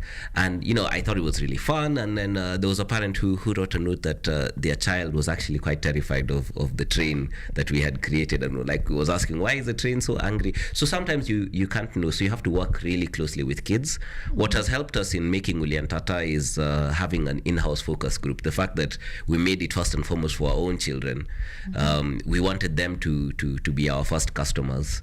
So just you have to, like any other, if you were to think of it as a business, you have to keep testing. If I was making ice cream, for example, you have to keep sampling the flavors until you get the right flavor. And after a while, you get a sense. And I can say our core target group and the core audience has been between 2 and 6 years old. That's the core group. But I still get adults who just love the music. They just love connecting with our traditional music. I love that. There's also this case that has risen in the recent past that, right now, everyone, this might come out rude, let me rephrase it. There's so many people coming out with the podcasts. And the idea of I'm a content creator has really gotten into people's heads. Everyone thinks, they can talk over a certain topic. Someone thinks that, I can talk of marriage, I can talk of politics. Everyone thinks that they are experts in different fields. Now this brings influx of, vague information to the public. And this is with, you're dealing with the delicate mind that is of children. Yeah. How then do you ensure that there is credibility and, the information that is gotten to the children is certified? Again, there's those filters that you'll go through. Number one, you're going through parents. You're not going to access children directly. Even in the research process, because we have to travel to every location that we produce episodes about. Otherwise, we just be generating stereotypes. If I sit in Nairobi and I Google about Marsabit County, I'll create a stereotype, which is how so many stereotypes about Africa have been born. So we make sure we travel to a location. And there are many filters you're going through. You're going through the county. You're going through, if you're working with kids in an ECD center, you're going through the teachers. You're going, and then eventually you have to present it to parents as well. So there are all those layers of checks that kind of create a self, if I can call it a self-correcting mechanism in the process of how we create the episodes. And then again, like I said, it's the experience and getting that sense of making appropriate content. So it's more of research. A lot of research. And it's very joyful. It's joyful to travel to these different locations, learn about the traditions. I'm so proud of the fact now that I can sing in over 11 different East African languages, including the Hadzabe, which you showed over there. And it's fun. Yeah. All right. I see. Learning different languages is really difficult for me. So when I hear someone talking of 11 languages, I'm like, 11. I don't speak the languages. I just sing. Oh. I just know how to sing. Yeah. Understandable. Now let's talk about. You've talked of the research that goes into the production of content, and I think that is something that most young people, because of this show, we also talk to young creatives or young entrepreneurs. This is something that I think most of them don't put in their work, that is of research. You talked of the legal frameworks, which you have an advantage on. So when it comes to being on this industry, the creative industry, how do you ensure that whatever you're producing is sustainable, like you can create it over and over without losing traction or losing your audience, or your content becoming boring? How do you stay in this industry, the creative industry, for a very long time without losing your relevance? The creative industry is very wide, so I think I'll restrict my answer just to our own domain of film and animation. Producers are very important. We've been very fortunate in Pungulupa to have a stellar producer in Sarah, my wife and co-founder, and they are the ones who make sure that because the stereotype is true sometimes, that artists, we can think in the clouds, and you need something that connects you to the earth, and that's the producers. They make sure that the budgets are taken care of. They make sure that the everything is happening on time. They make sure that everybody's paid on time, and the show stays on the road, and legal matters, all those matters get taken care of. So you have to have a good team. That's the main thing that because if it's up to you alone as an individual, you fall sick, you have bad days, you have off days, and etc. It can't depend on you as an individual. The best way, there's that African saying, if you want to go far, you go together. Yeah. If you want to go fast, you go alone. So you go fast and then you burn out. So that's I think what I've seen the fate of a lot of channels. It's because it was an individual with an idea, like you said, how podcasting has become a trend. Somebody picks up a mic, does 1-2 episodes, and the average lifespan is 2 episodes or less than 5, and they die. But if you really want to go for the long haul, budgets become very important. All right. Now, you've mentioned something very important, dealing with partnerships, and that is something that I think most young people, they're like, Is that true? The issue of partnerships, that you want to partner, and then someone thinks like, okay, if I am partnering, that means I'm also sharing profits, and then it becomes something that they think, this one we can do. What you should ask these young people who talk like this is, and I'm not sure it's just young people, but anybody who has this kind of attitude, is that would you rather have 100% of nothing or 50% of a million or a billion? So also, people should just understand, like, nobody builds anything meaningful alone. Certainly not in animation. Something like animation is a team sport. You hear all this hype about AI, but most of what gets generated is mediocre content, nothing that can win an Oscar, nothing that can be memorable. But if you want to make something, look at your favorite, like, what's your favorite, it doesn't have to be animation, it can even be film. What's your favorite show that you've, that has really stayed with you, had an impression? You're putting me on the spot. Oh my God. I really can't think of any right now. Just one? That is African. You never watch? It doesn't have to be African. Can be from anywhere. I wouldn't judge. Well, my taste is a little not for the screen. Well, whatever the case may be, go to the end of that show and just look at the amount of credits that scroll by. Just look at the credits, right down to the executive producers and everything. And it's quite humbling, and that's, I think, the attitude which for those who are interested in animation must go in with. People think that animation is about software, and I've been so disappointed to see that some schools are going in that direction, some animation schools emphasizing software above all else, but they don't appreciate that animation is a pipeline where there's everything from the researchers who I spoke about, to the writers, to the storyboard artists, people who do nothing but just draw storyboards, turning scripts into drawings, to visual artists. And visual artists, there's even specialization. There's people who are good at drawing backgrounds, there's people who are good at drawing people.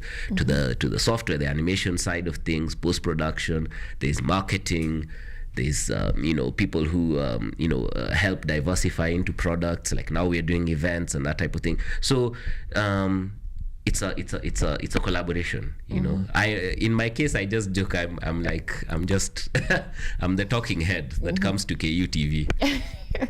All right. There's something that you mentioned earlier, just slightly or briefly. I would want you to expound on it, and it's on the legal side of the creative industry. Yes. You have quite immense knowledge on how well to navigate the legal space when you're a creative. So talk to us, or talk to young creatives on how they can protect their work, especially legally.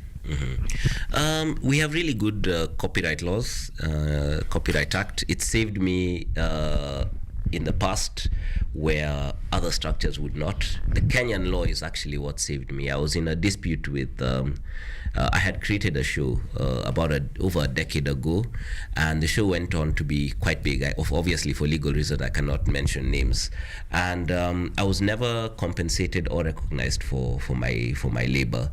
And eventually, the show started to get published, and it got picked up by a big international, like, we are talking top 5 companies in the world. I'm doing my best not to mention names. So at that point, when I tried to raise the issue of the copyright infringement with the company, of course I was not making any headway. So it was Kenyan law that protected me. So always understand that with intellectual property, copyright, you cannot assign that copyright unless it's written. So always register, consult with a lawyer as much as possible, make sure your trademarks are in order, and do everything in writing. For important conversations, try and do everything over email. Don't do it kuongea tu. That is very helpful. Now, as we bring this to an end, talk to us about the upcoming festival, what we expect on that festival, how one can participate in that festival, and of course the relevance of that festival. Yes. The relevance of the festival is celebrating East African culture, celebrating our food. I was so happy to see you had a barista here this morning, celebrating our culture. And I feel like our generation is the one that will elevate Kenyan culture to where it's supposed to be. I was so heartbroken when I heard you talking with him and that we are the producers of top grade tea, top grade coffee, and the only thing that is being added in England or whatever is just branding. I'm like, my goodness, we cannot do a story. We cannot attach a story to our own tea, to our own coffee. So basically, Pungulu Party is going to be a celebration of our culture. we are hardworking people. We produce all these magnificent things. Let's also celebrate them and tell a story about them. So we are going to have a festival for kids, targeted at kids, puppet shows, live screenings, not just a screening where you sit and watch, but all the kids will have drums. They'll be able to play along with the music, different instruments. We'll have different vendors, everything made in Kenya, from the gelato, ice cream, to of course nyama choma is a must in a East African festival, and also the adults are most welcome. I've been happy to see adults buying tickets very enthusiastically, like children. And that'll be on the 7th of December at the Ngong Race Course. The tickets are being sold at Mook. If you're in doubt, just search for Pungulu Party. The first search result will be Mook. So Mook is where you pick up your ticket. All right. Yeah. Thank you so much. You've mentioned of African food, and then I remembered someone asked me someday that what is skaringuru in English, and I was like, that's a good one. Molasses? No, it's what? What is it? It's something caramelized. I don't know, something traditional. It does not really have an English name. Yeah, it's just skaringuru, just like that. That's my homework. All right, now that brings us to the end. Do you have any last word to our viewers? Watch KUTV. All right. Yeah. I didn't expect that. I didn't see that coming. So that brings us to the end of the discussion on kids content. And of course, this also involves the African culture and promoting African culture. And coming up next is discussions on GBV, or activism to fight gender-based violence, especially the digital violence. And also we'll be taking a look at what is shaping the world of news. See you after the break.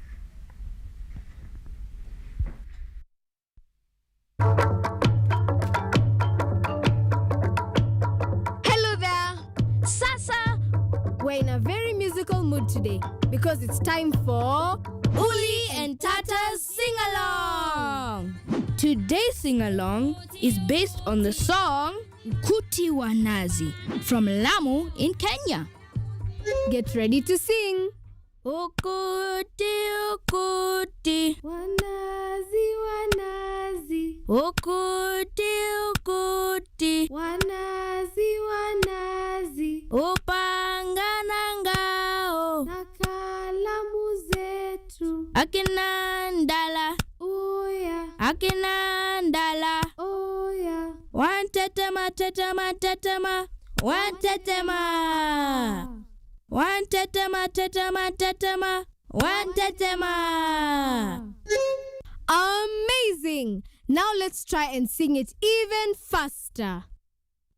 Ukuti, ukuti, wanazi, wanazi. Ukuti, ukuti, wanazi, wanazi. Upanga na ngao, na kalamu zetu. Akina ndala, oya. Akina ndala, oya. One tetema, tetema, tetema, one tetema. One tetema, tetema, tetema, one tetema.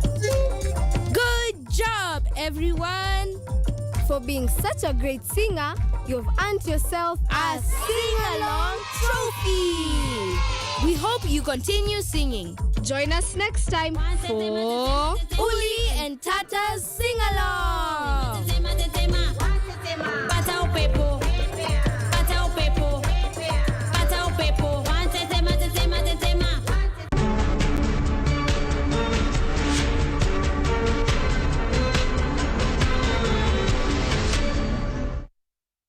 I'm the Gender and Special Needs Secretary, Kenyatta University. So the Vice Chancellor, represented by Professor Caroline, Deputy VC of Research, Innovation and Outreach. All protocols observed. Good afternoon once again. So today, we are here together to mark the 25 days, to mark the 16 days of activism against gender-based violence. I'd first love to commend everyone for taking their time and coming together to mark this special day, or these special days. So we stand in solidarity with the university and the entire world to celebrate women by advocating for activism against gender-based violence. So it is our responsibility as a university, management, as everyone, including the KUSA leadership, to make sure that the university creates a safe environment in advocating for these issues. So we're working hand in hand with the Center of Gender and Equity together with the Kenyatta University Gender Action Movement to make sure that this university is safe for everyone, to make sure that no one feels unsafe in this university, and to make sure that we advocate for such issues. So let our voices, our knowledge, let us all challenge these harmful norms that already exist. So let us say enough is enough. Let us advocate actively against gender-based violence. And within these 16 days of activism, my office is also planning an event on 1st of December. That is next week on Monday. So come one, come all, and let us all say no to gender-based violence. Thank you. Of course, an issue that I cannot ignore, and as a creative, which is why I'm here, these are also some of the issues that I tackle within my work, because creativity is expression, and expression is very important to get your voice heard about the things that maybe you want to see change in. Because if you want to see a change and you don't talk about it, no one is going to know about it, right? So if you feel like something is pressing you, if you feel like there is an opinion you need to give, if you feel like there is an idea you want to share, the only way to share is by being creative about it and using all these platforms to shed light on it, because once you shed the light, another person gets the courage to shed the light, and then another one, and another one, and then collectively we will all be speaking in one voice against this I think, social issues that we would like to eliminate and create a future that we envision, because we are the creators of our future, and the future starts now. We cannot create a future without taking action now. And I think where people get lost about creating the future is imagining a beautiful thing without an understanding of where to get there. Getting there means taking action now. So if we talk about lowering the numbers on gender-based violence, it starts with conversations like the ones we are having today. And congratulations everyone for taking the step.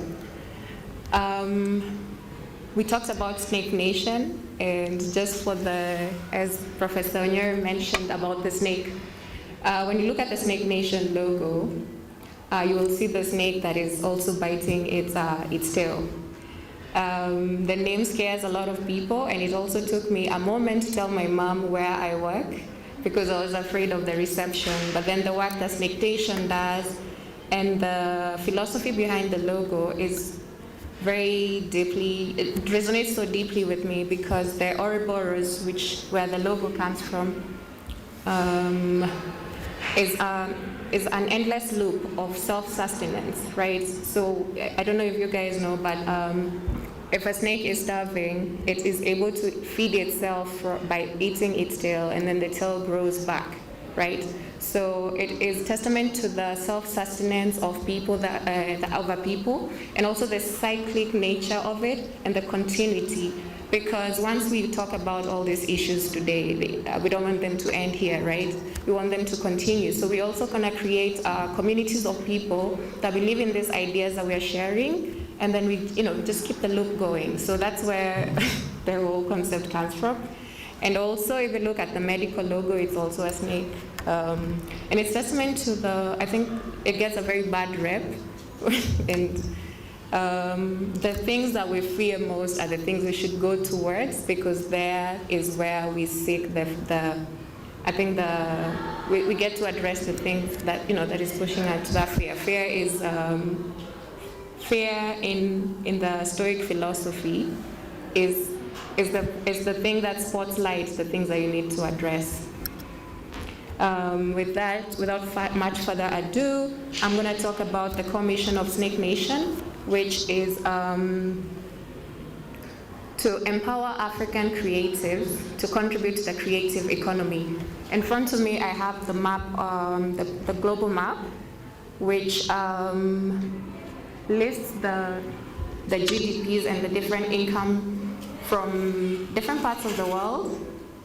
And this when you look at this map, you will see in North America, the revenue from the creative economy or in creative industries is 620 billion USD. In Latin America, it's 124. In Europe, it's 709. In Asia, in all those Pacific countries, it's 743 billion. Then you come to Africa, which the income is so low, it has to be bundled with the Middle East. And even with the bundling, that only contributes to 1.1% of the regional GDP. So the mission Snake Nation is doing is to see how we can educate more people, bring people into the creative economy, and see how if we can increase these numbers, right? And when you look at the percentages listed, for example, when you look at the Asian region, it says it's 3% of the regional GDP, right?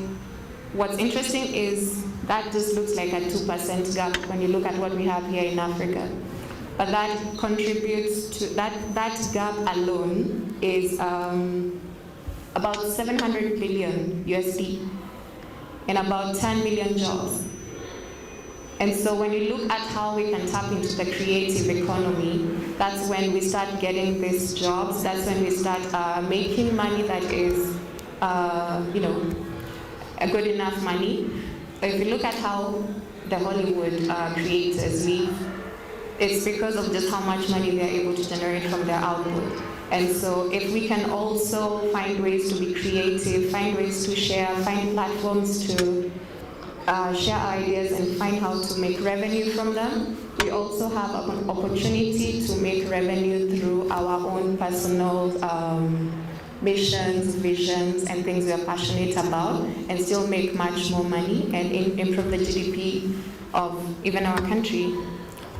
And Snake Nation has studios in Atlanta, Cape Town, and Joburg, partners with universities just like you to create platforms and communities, and also bring in mentors to help people, to guide people who are trying to get into the creative industry who would otherwise feel lost. And if I could do a quick run through in this room, how many of you are creators? Or how many of you believe are creators, by show of hands? Oh wow, okay. Well, I think as long as you're a human being, you are a creator, because how you do everything is creativity. How you dress is creativity. How you eat, how you do everything is creativity. All of us here are creatives by our own right. And we should find the thing that makes us, want to wake up every day, do something. That is our personal creativity. And then when you use our personal way of being as our creative expression, then we are able to sort of find a way around the world and make money. So in the interest of today NGBV awareness, I would like to shed light on how harnessing the creative impact for how we can harness the creative economy for social impact, and in this case, GBV. So creative programs like the ones we'll be launching today engages communities through arts, media, video, culture to raise awareness, transform attitudes, and empower marginalized groups, including GBV survivors and perpetrators. So when we invest in these ideas and sharing, we foster inclusion. We become innovative, such as the app that you guys have created, that is innovation. And we provide various economic opportunities for women and girls. Empowering women and girls financially breaks the cycle of poverty, as it is one of the root causes of gender violence, right? And when we are able to make women find a way to empower themselves financially and become less dependent to these violence perpetrators, it makes it a more sustainable approach to create safer, equitable communities, and also helps us expand from this GBV, which should not be happening, in my opinion. Gender-based violence it's very low vibrational, to speak, so to speak. And so yeah, I think it helps us tackle much more bigger issues that we have, right? We need to solve cases, much more bigger cases. We need to, as the future is advancing, we need to find ways to tackle these social issues through emerging tech, through AI, and all these things. In short, what I'm saying is GBV should not be the one taking all our time. We should be generating our energy into much more productive outputs that move us forward to the future. And one example of how financial empowerment has worked and helped lower the numbers is a program that was done in South Africa called Image, which was an intervention with microfinance for AIDS and gender equity. What they did is they created small microfinance facilities there, and they saw up to about 55% decrease in the GBV numbers in just 2 years, right? So I think this is something we should really consider as a way of getting the conversation moving and lowering the numbers. This is artwork I created in around 2017 during the elections. And this artwork is called History. I think you can already tell by now I'm a feminist and a proponent of women. This artwork shows a woman leading an expedition in space, right? So when you talk about women in leadership, we mostly talk about maybe in the political arena, but then we forget to talk about women in leadership in corporate spaces, even in this campus. Women in leadership leading conversations, not just on GBV, but even in innovation and tech and actuarial science, whatever it is, but like in leadership, to a point far in future where we can have women astronauts, if you believe, and they can be leading this expedition. And it all starts with empowerment. And I'm going to leave you with this quote by Janet Mbugua. She said, "The future belongs to those who are empowered to shape it. By giving both boys and girls equal learning opportunities, we are investing in a world where leadership, creativity, and change are not limited by gender." That would be the end of my presentation for you today due to the time given. But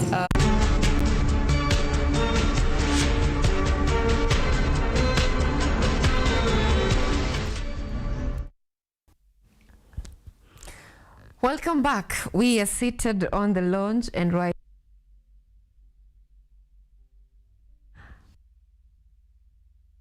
specifically is preventing gender-based violence, and it's focused on the young people especially because this is where most of this happens. To set the pace for this, a few days ago over the weekend, we had a young man thrown from the 14th floor that was in Kilimani.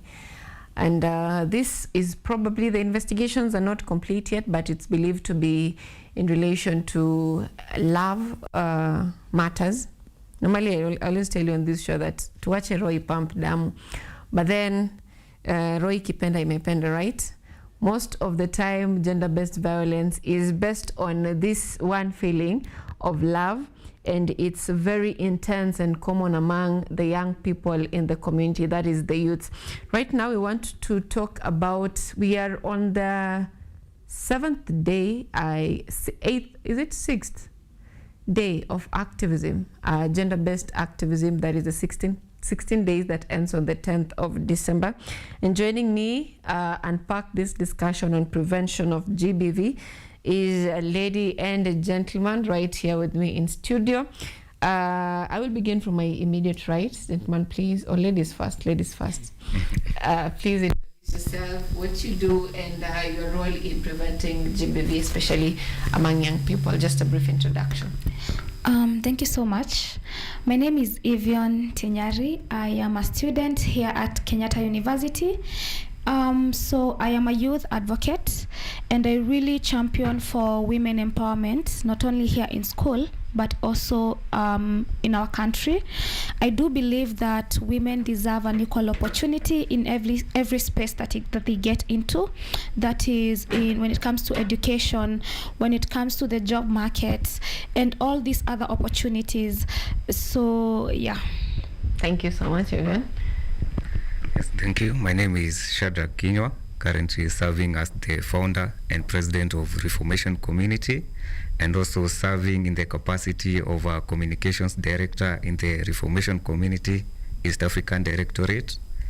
And on today's discussion, our community deals in matters social change. So when matters GBV are spoken, it's also an area in which we are most concerned with, because in matters social change, we also deal with such aspects such as GBV. And we are so glad to be here to contribute on the same. Karibu sana. Karibu sana. Now, even I'll begin with you. You mentioned, you didn't mention, but you've written somewhere that you focus on amplifying women's voice and making them heard, and ensuring that they get equal opportunities. From where you sit as a young person, what challenges have you experienced so far that you felt you are belittled, or you felt like you're not given an equal opportunity? So as a young person and as a young woman, the immediate thing that I would say I have gotten to experience is finding yourself in a space where you expect your voice to be heard, but then just because you're a woman, you're expected not to know certain things. I am actually doing a degree in economics and statistics, so which puts me in the corporate space. I have been in events, I have been in rooms where you have a contribution, but then it's demeaned compared to what a man next to you has to say. And most of the time you get the people tend to say it's a light comment that you're just a beautiful woman, and at the end of the day you're going to end up getting married, and you leave this corporate space to us. But then again, people forget that we are in a new era and women are more empowered. We want to get into these spaces not because we want to show our other agenda that we can do it, but because we actually want to do it.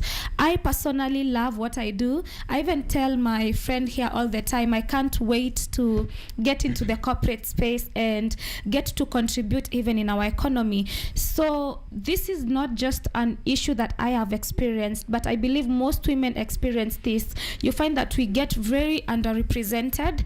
I was having a conversation with a friend of mine, and she was telling me that where they work at, they don't have a space where women can actually breastfeed.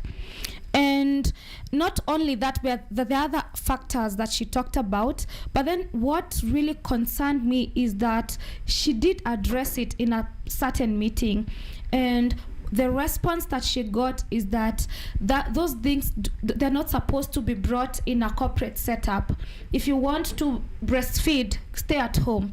But it's very, very concerning because we are talking about gender equality. We are talking about women being represented equally, but then small things like those cannot be incorporated in our working setup.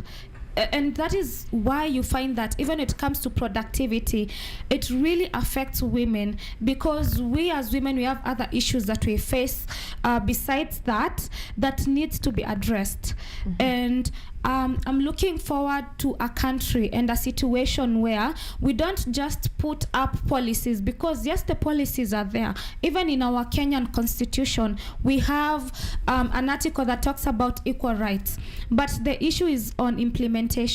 Are we actually implementing all these policies, all these things that we keep talking about even in our media? We really need to see the actual work when it comes to the ground. We want to see this representation. We also want to see women being heard. So yes. All right, now let me come back to you, Shadrach. There's a narrative that is going on that women are overly empowered, and you'll get because of the 2/3 gender rule, sometimes you get women being given positions not based on merit per se, but because they're women. So it creates this narrative that the gentlemen are not favored for that matter. An example is in the recruitment processes. You would go to an interview. If it's a male recruiter, probably the female are going to be employed. How does this make you feel about equality? Is it that the society is now pushing on women empowerment so much that it's now forgetting about credibility or merit or something to do with, I have qualified for this, but because there is that gender rule and we need to have women, so a woman will just be picked? Okay, I like that question. Actually, something that you have mentioned is that even when you look even into facilities of institutions where they are teaching, you look at and see that the females get in even with lower cluster points more than the male children. And I think it has come to a point where we have secluded the male child. But even when we talk to matters inclusivity, and even when we look at all the things that are happening in the country, we should see that equality is not about exclusion.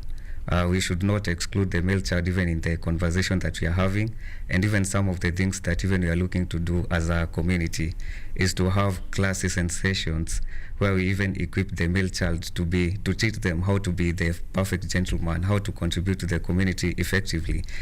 Because even when you look even at GBV, what is causing these male kids even to attack these ladies is because the male child seems to have been secluded to a point that they see that the ladies have a higher advantage more than them. So the only way to retaliate is the physical violence. But now we are seeing that we need even to bring the male kids on board, and that's why even we are doing capacity building classes for our male peers, so that we make sure that we are building the right type of gentleman who knows about inclusion, living in a society where both the male and the female are on equal basis, and no one is given a higher advantage more than the other just because of the gender. Because we should not be in a place where gender is taken. It should be more of merits. If you can do this, you should be given a certain role. If you can do this, you're given it, and not on just gender basis. So it's something that we are trying even to change, and that will be done even through social engineering, because we need to have the male kids on board. They have been secluded for a certain time, but I like that now that even we are seeing male movements now coming up, and even we are seeing that even groups that have been supporting even women before, now even when they go to high schools, to primary schools, when they are just giving pads to ladies, they're also giving even dignity packs to the male kids.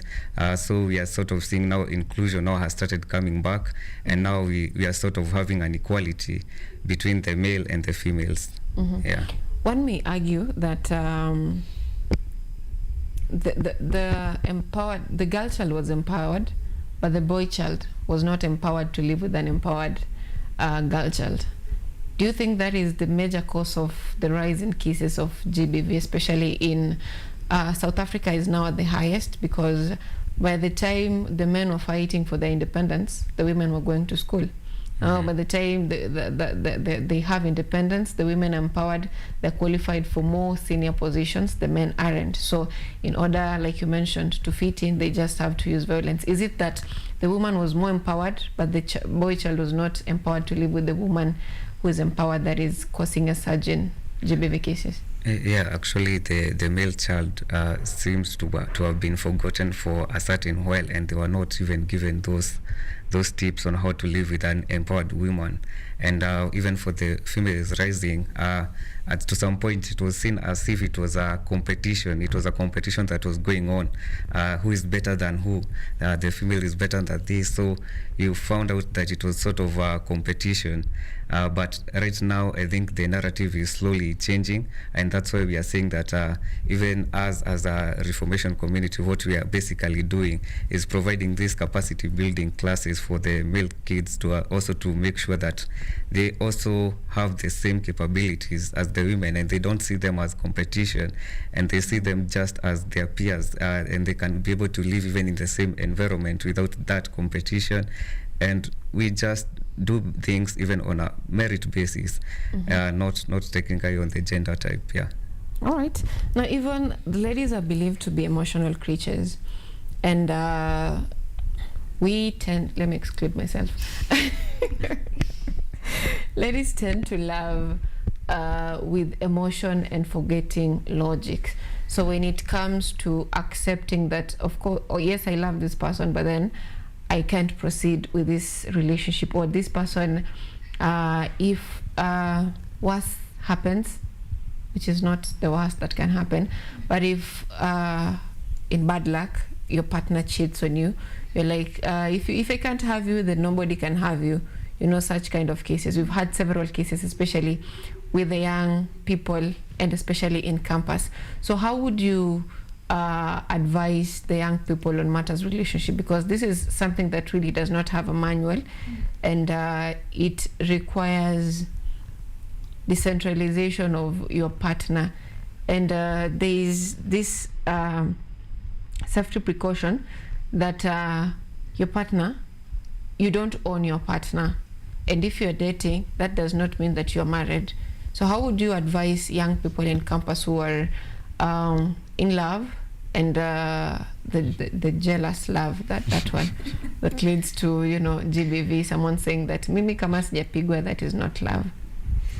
I'm going to start by saying that gender-based violence should never be normalized, may it be in terms of love or any other factor. I tend to disagree with what Shadrach here said earlier, that the reason why men are beating up women is because they feel less empowered. That should never validate your actions. It doesn't matter what you're doing or anything. You can never normalize gender-based violence. And I believe that even as young people, we've gotten to a point where we are trying to validate violence. You find someone says, I love when a man is violent. That is a love language for me. Or someone else tends to think that a dominant man is a violent man. That is now a man who leads. But when it comes to even relationships, I would say that there should never be violence, number one. And it is actually a crime.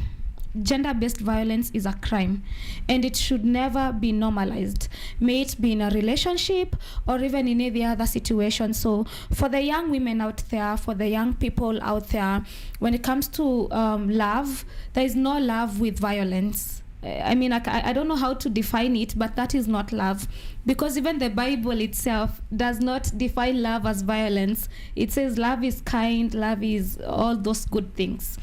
So for the young women and for the young men out there, when you find yourself in a position where you are depending on violence to sustain your relationship, well, then you are lost. And I would not even define it as love. So mine is just to advise young people, when you find yourself in a situation where the relationship turns to be violence, please leave. I loved what you said earlier, that tuache roho ipump damu. That basically means that if there is no love there, you should not force it. Again, there's always new opportunities. Love will find you again. So there's no point in staying at a place where you're not comfortable, at a place where you are being violated, just because you feel that you'll never find this man ever again, or you'll never find this lady again. It's a matter of learning to let go. Letting go of a relationship that is not working, because at the end of the day, you're going to find a relationship that is going to work for you. So I don't really, and I would really never want to see a situation where, because we as young people, we are the next generation, and if we start normalizing these small things, then that means we're going to even pass them to the next generation, and we will find ourselves at a point where we cannot control it. You know, it comes to even thinking about your kids in the future. Would you want your child to stay at a place where they're being beaten up just because of love? Mm-hmm. Because most of the time, people do not put themselves at someone else's shoes. If you see someone being getting themselves, or rather being in a violent situation, you tend to point fingers. But I love telling people to put themselves at someone else's shoes and ask yourself, if this was to be my child, if this was to be me, would I really stay? Would I really want to be in that situation? Then when you do that, you tend now to think differently. and see that it is never normal, it is not okay. Gender-based violence should never be normalized, not at any point. It is actually a crime. So if you find yourself in that situation and you're not in control of it, you're supposed to make sure you report it, and action will be taken. So yes. Right. Now, Shadrach, this year's theme of GBV sensitization, the 2025 theme focuses on ending digital violations against, partners and all that. And this mostly affects those people at the limelight, the activists, journalists, and all that. So in your view, how would you describe digital violence or digital forms of GBV? Okay, so actually something from the when these 16 days of activism was beginning in the 1991s, we didn't have anything like digital GBV. Actually, we have seen now a transition now from the physical now even to the online, where we get a lot of even cyberbullying. We get, even when partners leave each other, it's sort of they are just shaming each other on the internet. You find images of partners on the internet, they just sharing. And now it's sort of like we have made a certain change into how the GBV was viewed, and now we are moving now digital. And what Evian said, GBV should not even be normalized at any point. And the main reason it was put between the November 25 to December 10 was to give us 16 days so that people would know that it's not right to what they were doing. And even at the end of it, they would know that it's also a violation of the human rights. That's why it was even centered at the date 10 when we are celebrating the Human Rights Day. So when we come even to the digital violence that we are seeing on the media, I think even most of us, when you go to TikTok and we go, the first place where we check is the comment section, and most of the time it's usually a lot of violence that is actually there. And I think even for the Kenyan community, they have normalized it because most of the Kenyans are so violent. But it's also a thing of the society at large that the community to some point, yes, we are saying we should not normalize it, but I think they have normalized it. Mm-hmm. It's there in the streets. So even when we are speaking about what's happening, it's not like we are saying that it should be, but it's a case of what we are seeing on the ground. Mm-hmm. And what is actually happening. And even when you go to Twitter, TikTok, on the Instagram comments, it's sort of violent everywhere. So it's sort of even to the ministry, even of ICT, even to look even at mechanisms that they should even put in place to curb some of this, and even to our own us as the people who are using even social media, not to normalize sending certain things on the media, not to spread certain things. Even when you are looking even at the movement the other time when they were changing their profiles to purple, we would see some people changing it to green, and they would say now, yeah, it's a men's thing. So it was sort of like a counter. So we are seeing the discussions are sort of moving now from the groundwork and now moving even to the online space. So it's even a point in us, so that even as us as champions, we can even now move to the digital sector and make sure that we also champion over there. Mm-hmm. To make sure that there is a change that we need even to see even in the digital world. Mm-hmm. Yeah. Right. Now, even from where you sit, how well can we end digital GBV? So before we even start calling upon the government and the whole world at large, I would say it starts with the person right next to you. That is how simple it is. It starts with the conversations that you're having with your friend. I mean, what do you put out there on your WhatsApp before we even go to TikTok? What do you put on your WhatsApp? What kind of comments are you making about women being raped? You know, what kind of comments are you putting about men being thrown from the balcony and all that kind of stuff? So for me, I would say to be able to end all this, it starts with creating movements within ourselves. And when you start a movement, it means that you are like your brother's keeper, your sister's keeper. It means that you're creating a small revolution to ensure that people stop normalizing certain behaviors. It starts from within the school. For me, I do believe that we do not need new policies. We already have enough policies as there is. We need to start implementing what we are saying. It starts with what you as a person puts online, and then looking at what people around you put online. There are very many times that I have even slided at my friend's DM telling them, what kind of comment is that? What are you saying? That is not okay. That is not correct. You should not be saying that. So it's more of making sure that you keep your people around you accountable and also keeping yourself accountable before we even get now to the larger space. Something else, we do know that there is a law to check into these cyber crimes and all of these online issues that we are facing. The laws are there, but mine is just to call upon implementation. Are there any actions being taken upon these people who are cyberbullying people, upon these people who are putting these random and weird images on social media? Is there any action or are there any steps being taken? So it's a matter of implementation to the county government, to the country government at large, and also keeping each other accountable. Making sure that we are accountable, we start from within before we even go out there. So yeah. Thank you so much. I'm being told that our time is really not on our side. To wrap this up, Shadrach, please tell us what to expect for KU chapter on these 16 days of activism, and if there's an invite, you can also make this as we bring this to an end.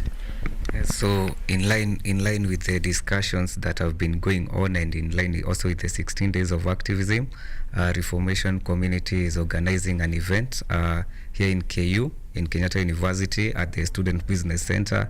That is on 9th December. And it's going to be running from 9 a.m. to 2 p.m. And it's all about women inclusion and even about women embracing leadership roles. And we are looking forward to see all the women in Kenyatta University and even women from outside to reach out to us through our Reformation Community pages and even on reformationcommunity@gmail.com. And we'll get back in touch with you and make sure that the event is a success. All right. Thank you so much for making time for us this morning. I hope our viewers will catch up with you on the 9th of December 2025 for that discussions on ending GBV. So that brings us to the end of a discussion on ending GBV. That is the 2025 16 days of campaign. Coming up next, we'll be telling you about what will be happening at Kenyatta University. It's culture celebration. Of course, we'll be telling you what will be happening in terms of creativity and what to expect tonight. That is coming up shortly after the break.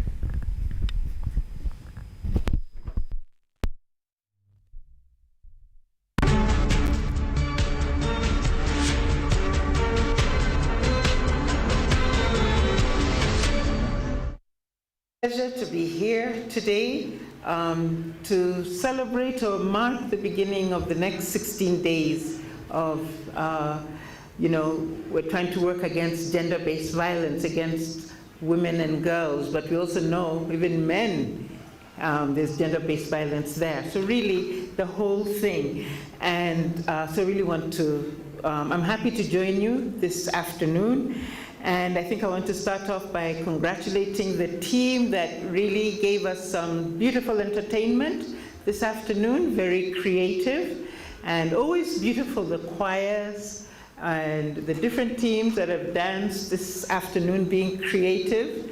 And I also want to thank our speaker for giving us a beautiful presentation, very creative, I mean, starting from her appearance, and the message that she brings to us, that we can all be creative in the way we approach issues within the university. And so I'm looking forward to seeing all the activities in the next 16 days and just seeing how creative we're all going to be so that we can bring this issue out into the open, and actually so that everybody knows that there is hope, there is help, and it need not end there. Thank you very much for your message and encouraging all of us to say that we have a role.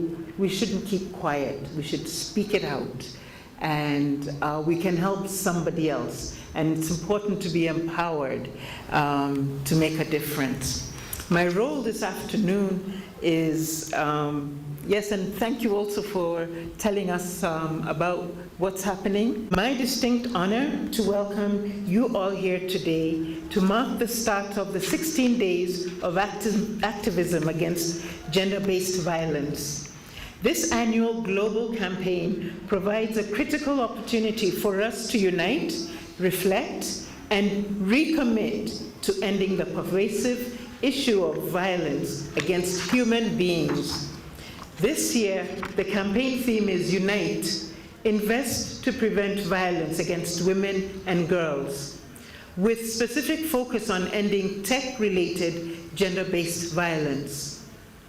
We live in an era where technology has become an indispensable part of our daily lives and our university experience.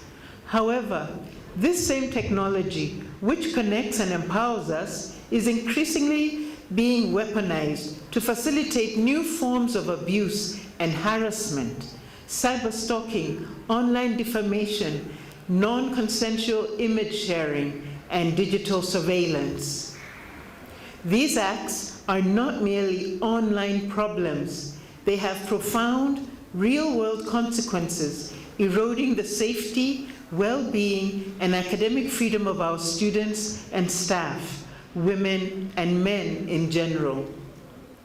A safe campus environment, both physically and digitally, is paramount to the mission of Kenyatta University. The fight against digital violence is not a battle we can wage alone.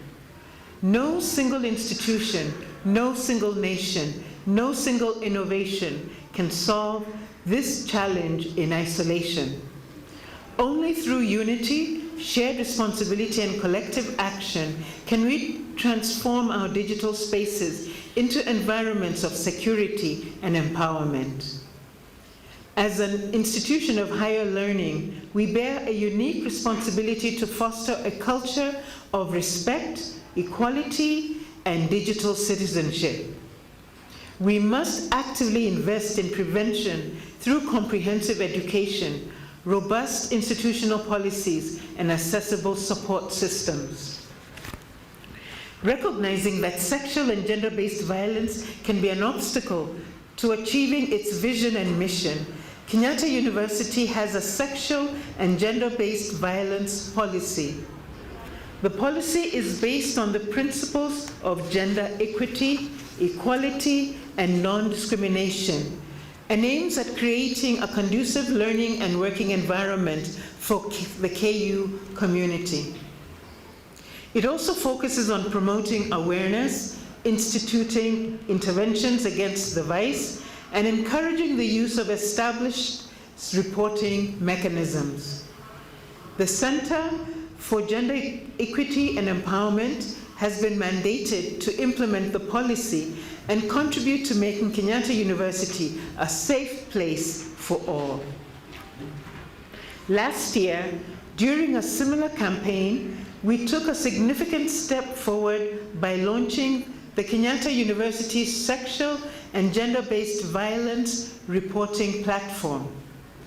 This confidential and accessible platform is a testament to our commitment to providing clear ways for our community members to seek help and report incidents. This year, we reinforce our dedication to ensuring that this platform, alongside other support mechanisms, is widely known and effectively utilized.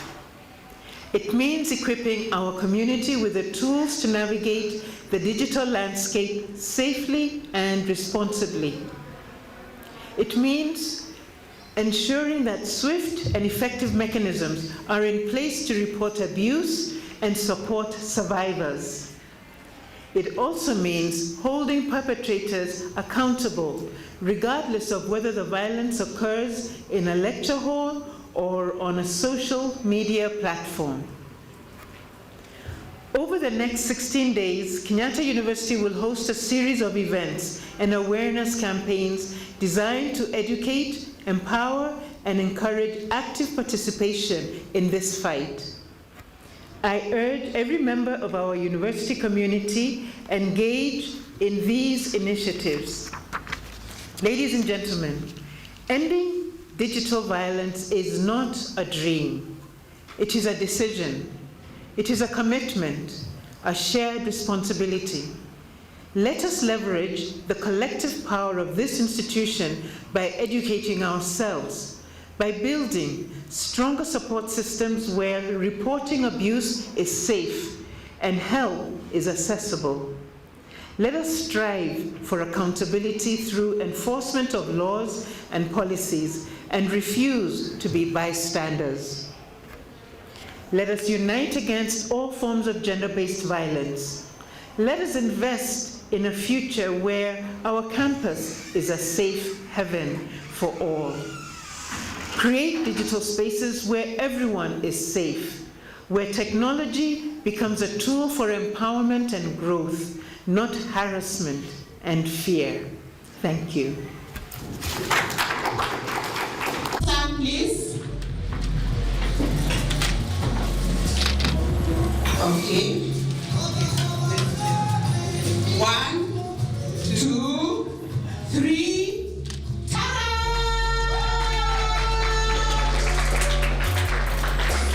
Okay, it says GBV Creative Challenge in Music, Film, Photography, and Poetry.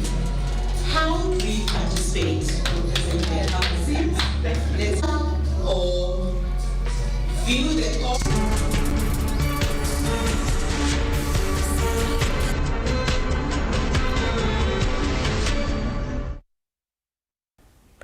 All right, welcome back. We have several discussions on GBV, on barrister business. We have had discussions centered on creative economy or turning creativity into an income generating activity.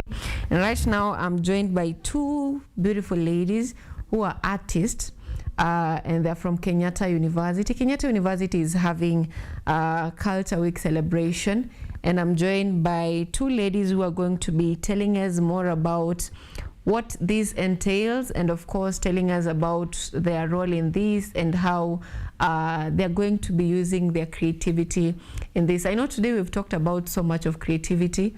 Don't be mistaken, it is still Biashara Tuesday. It's not Art and Culture Monday. It's still Biashara Tuesday. So allow me to introduce the beautiful ladies before you, and they can also introduce themselves to you. I'll begin from my immediate right. Karibu sana. Please tell us your name and of course what you do as an artist. Victoria. I am a student here at Kenyatta University.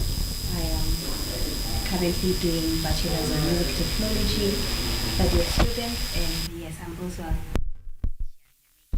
All right. Thank you very much. My name is Rose Mwega, also a student here at Kenyatta University.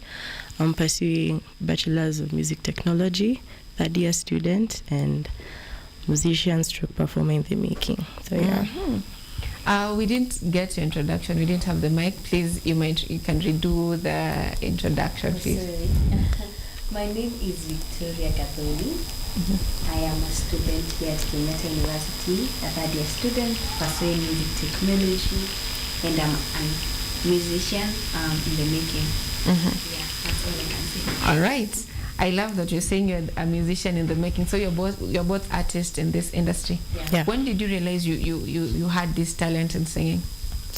I'd say maybe from when I was small, because it was inspired from my mother. So yeah, it was just getting the confidence slowly, and I realized I loved music when I went to high school.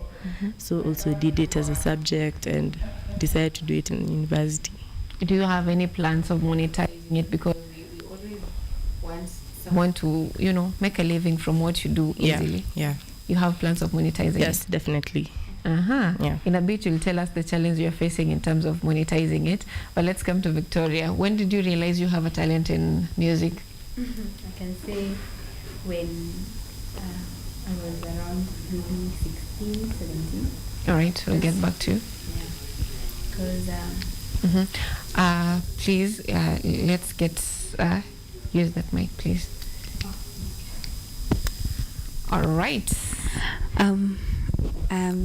I started having my ambitions and my passion in music when I was quite small, but trying to venture into now this career hit me when I was 16, where I was so passionate into wondering how can one bring one note and one note together and it sounds beautiful. And from there, that's why I selected to do music in Kenyatta University.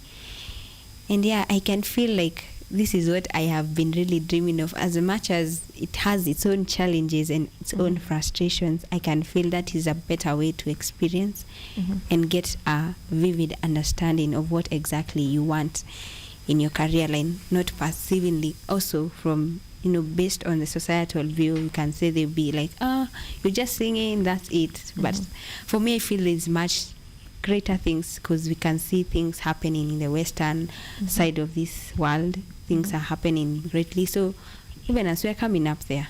So how do you plan to monetize this and make this something that can really help you earn a living or, be on the game? For monetization, that is what we call financial literacy. I can say for me, what I am planning to do is that I can be able to, whatever I get to learn, I also have to spread the same knowledge to anyone, regardless of whatever age, whatever bracket you are, whatever understanding you have.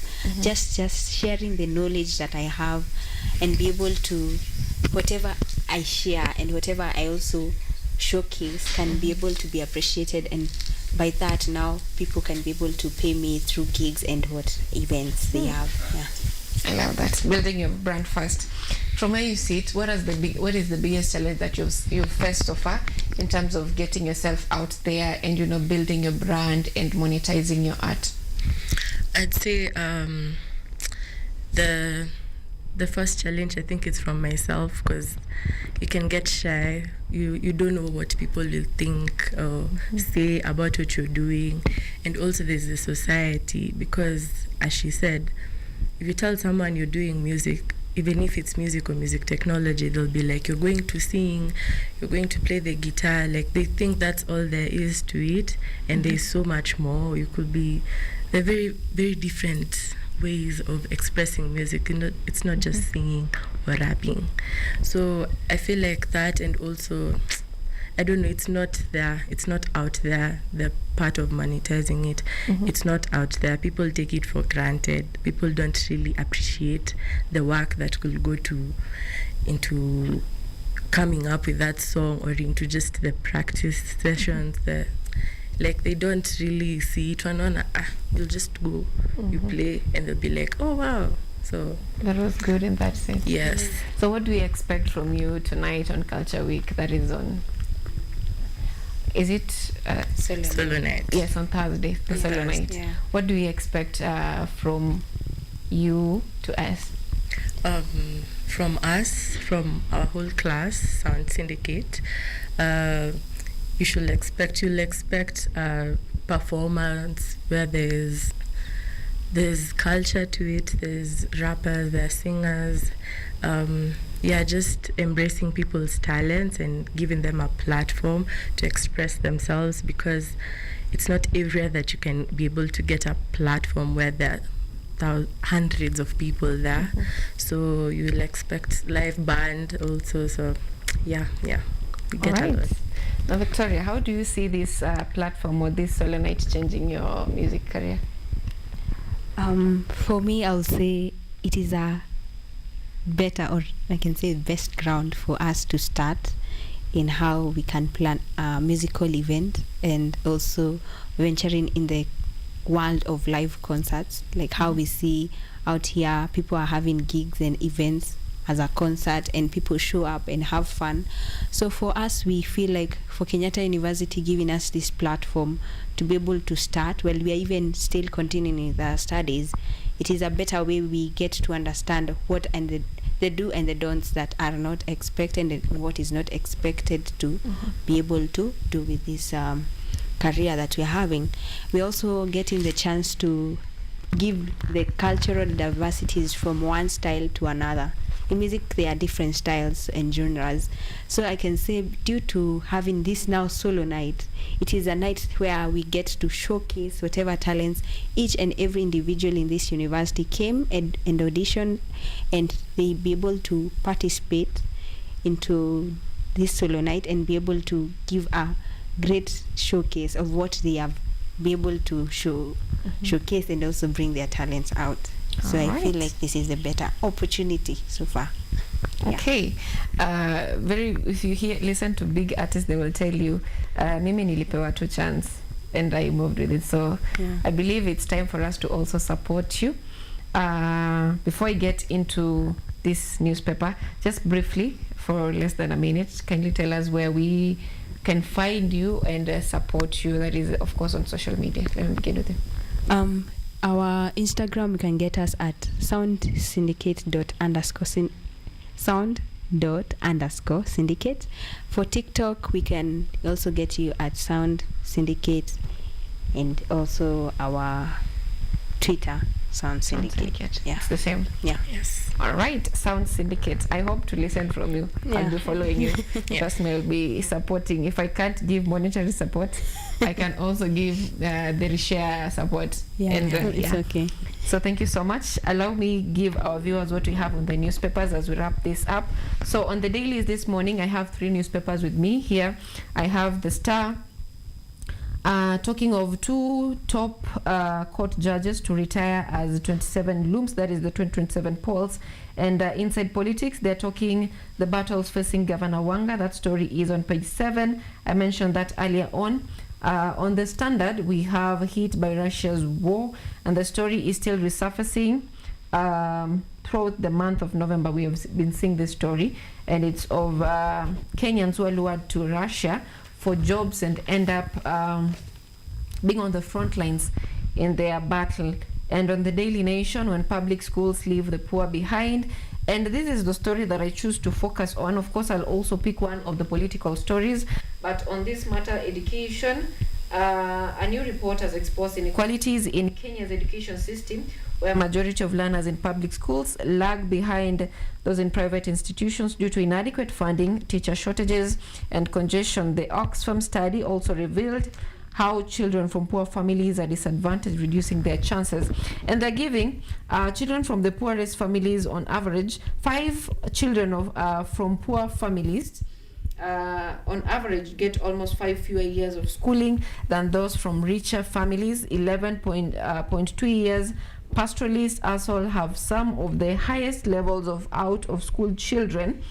And they're talking of 117 billion. A report from the Auditor General shows that between 2020 and 2024, public schools faced the funding gap in capitation to the tune of 17 billion Kenyan shillings, with special needs secondary schools facing a 50% shortfall. So we had this capitation proposal given to primary schools about 10 years ago. That inflation was not still affecting our country. The same amount is being given to public schools, and the school heads are complaining that this is insufficient to cater for children's their needs in school to facilitate free primary education.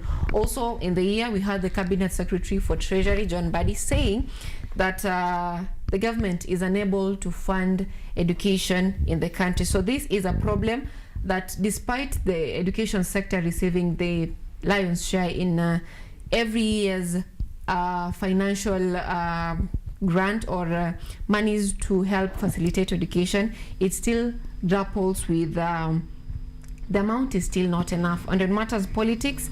Right now we have a difference in the opposition, where Gachagua ajipata matatani tena with his sentiments that the DCP party is going to be holding largest numbers of elective seats, that is from the governor, senator, MCAs, and the Wiper leader also saying that this is something that they are not agreed on. Those stories are on this newspaper, so if you're interested in any of the stories that I've mentioned, you can always get a copy of the newspapers for yourself. That brings us to the end of Biashara Tuesday on this second day of December 2025. Thank you for staying with us for the last 3 hours or so. Until next time, it's goodbye from us.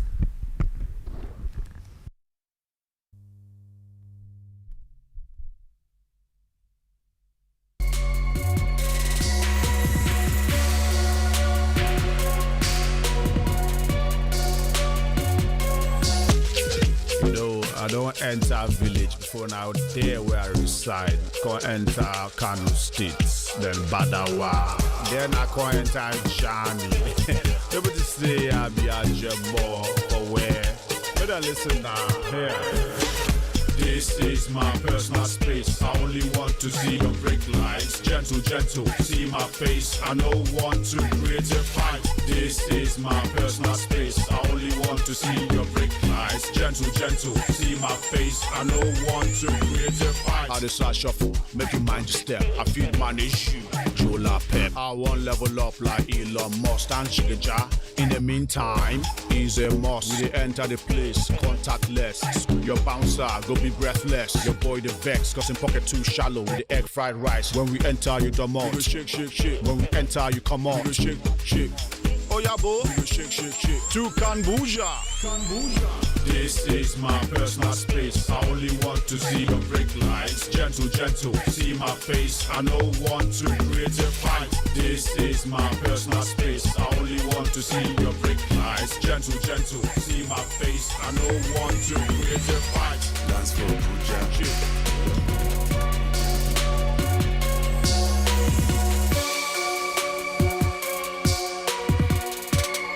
Yes,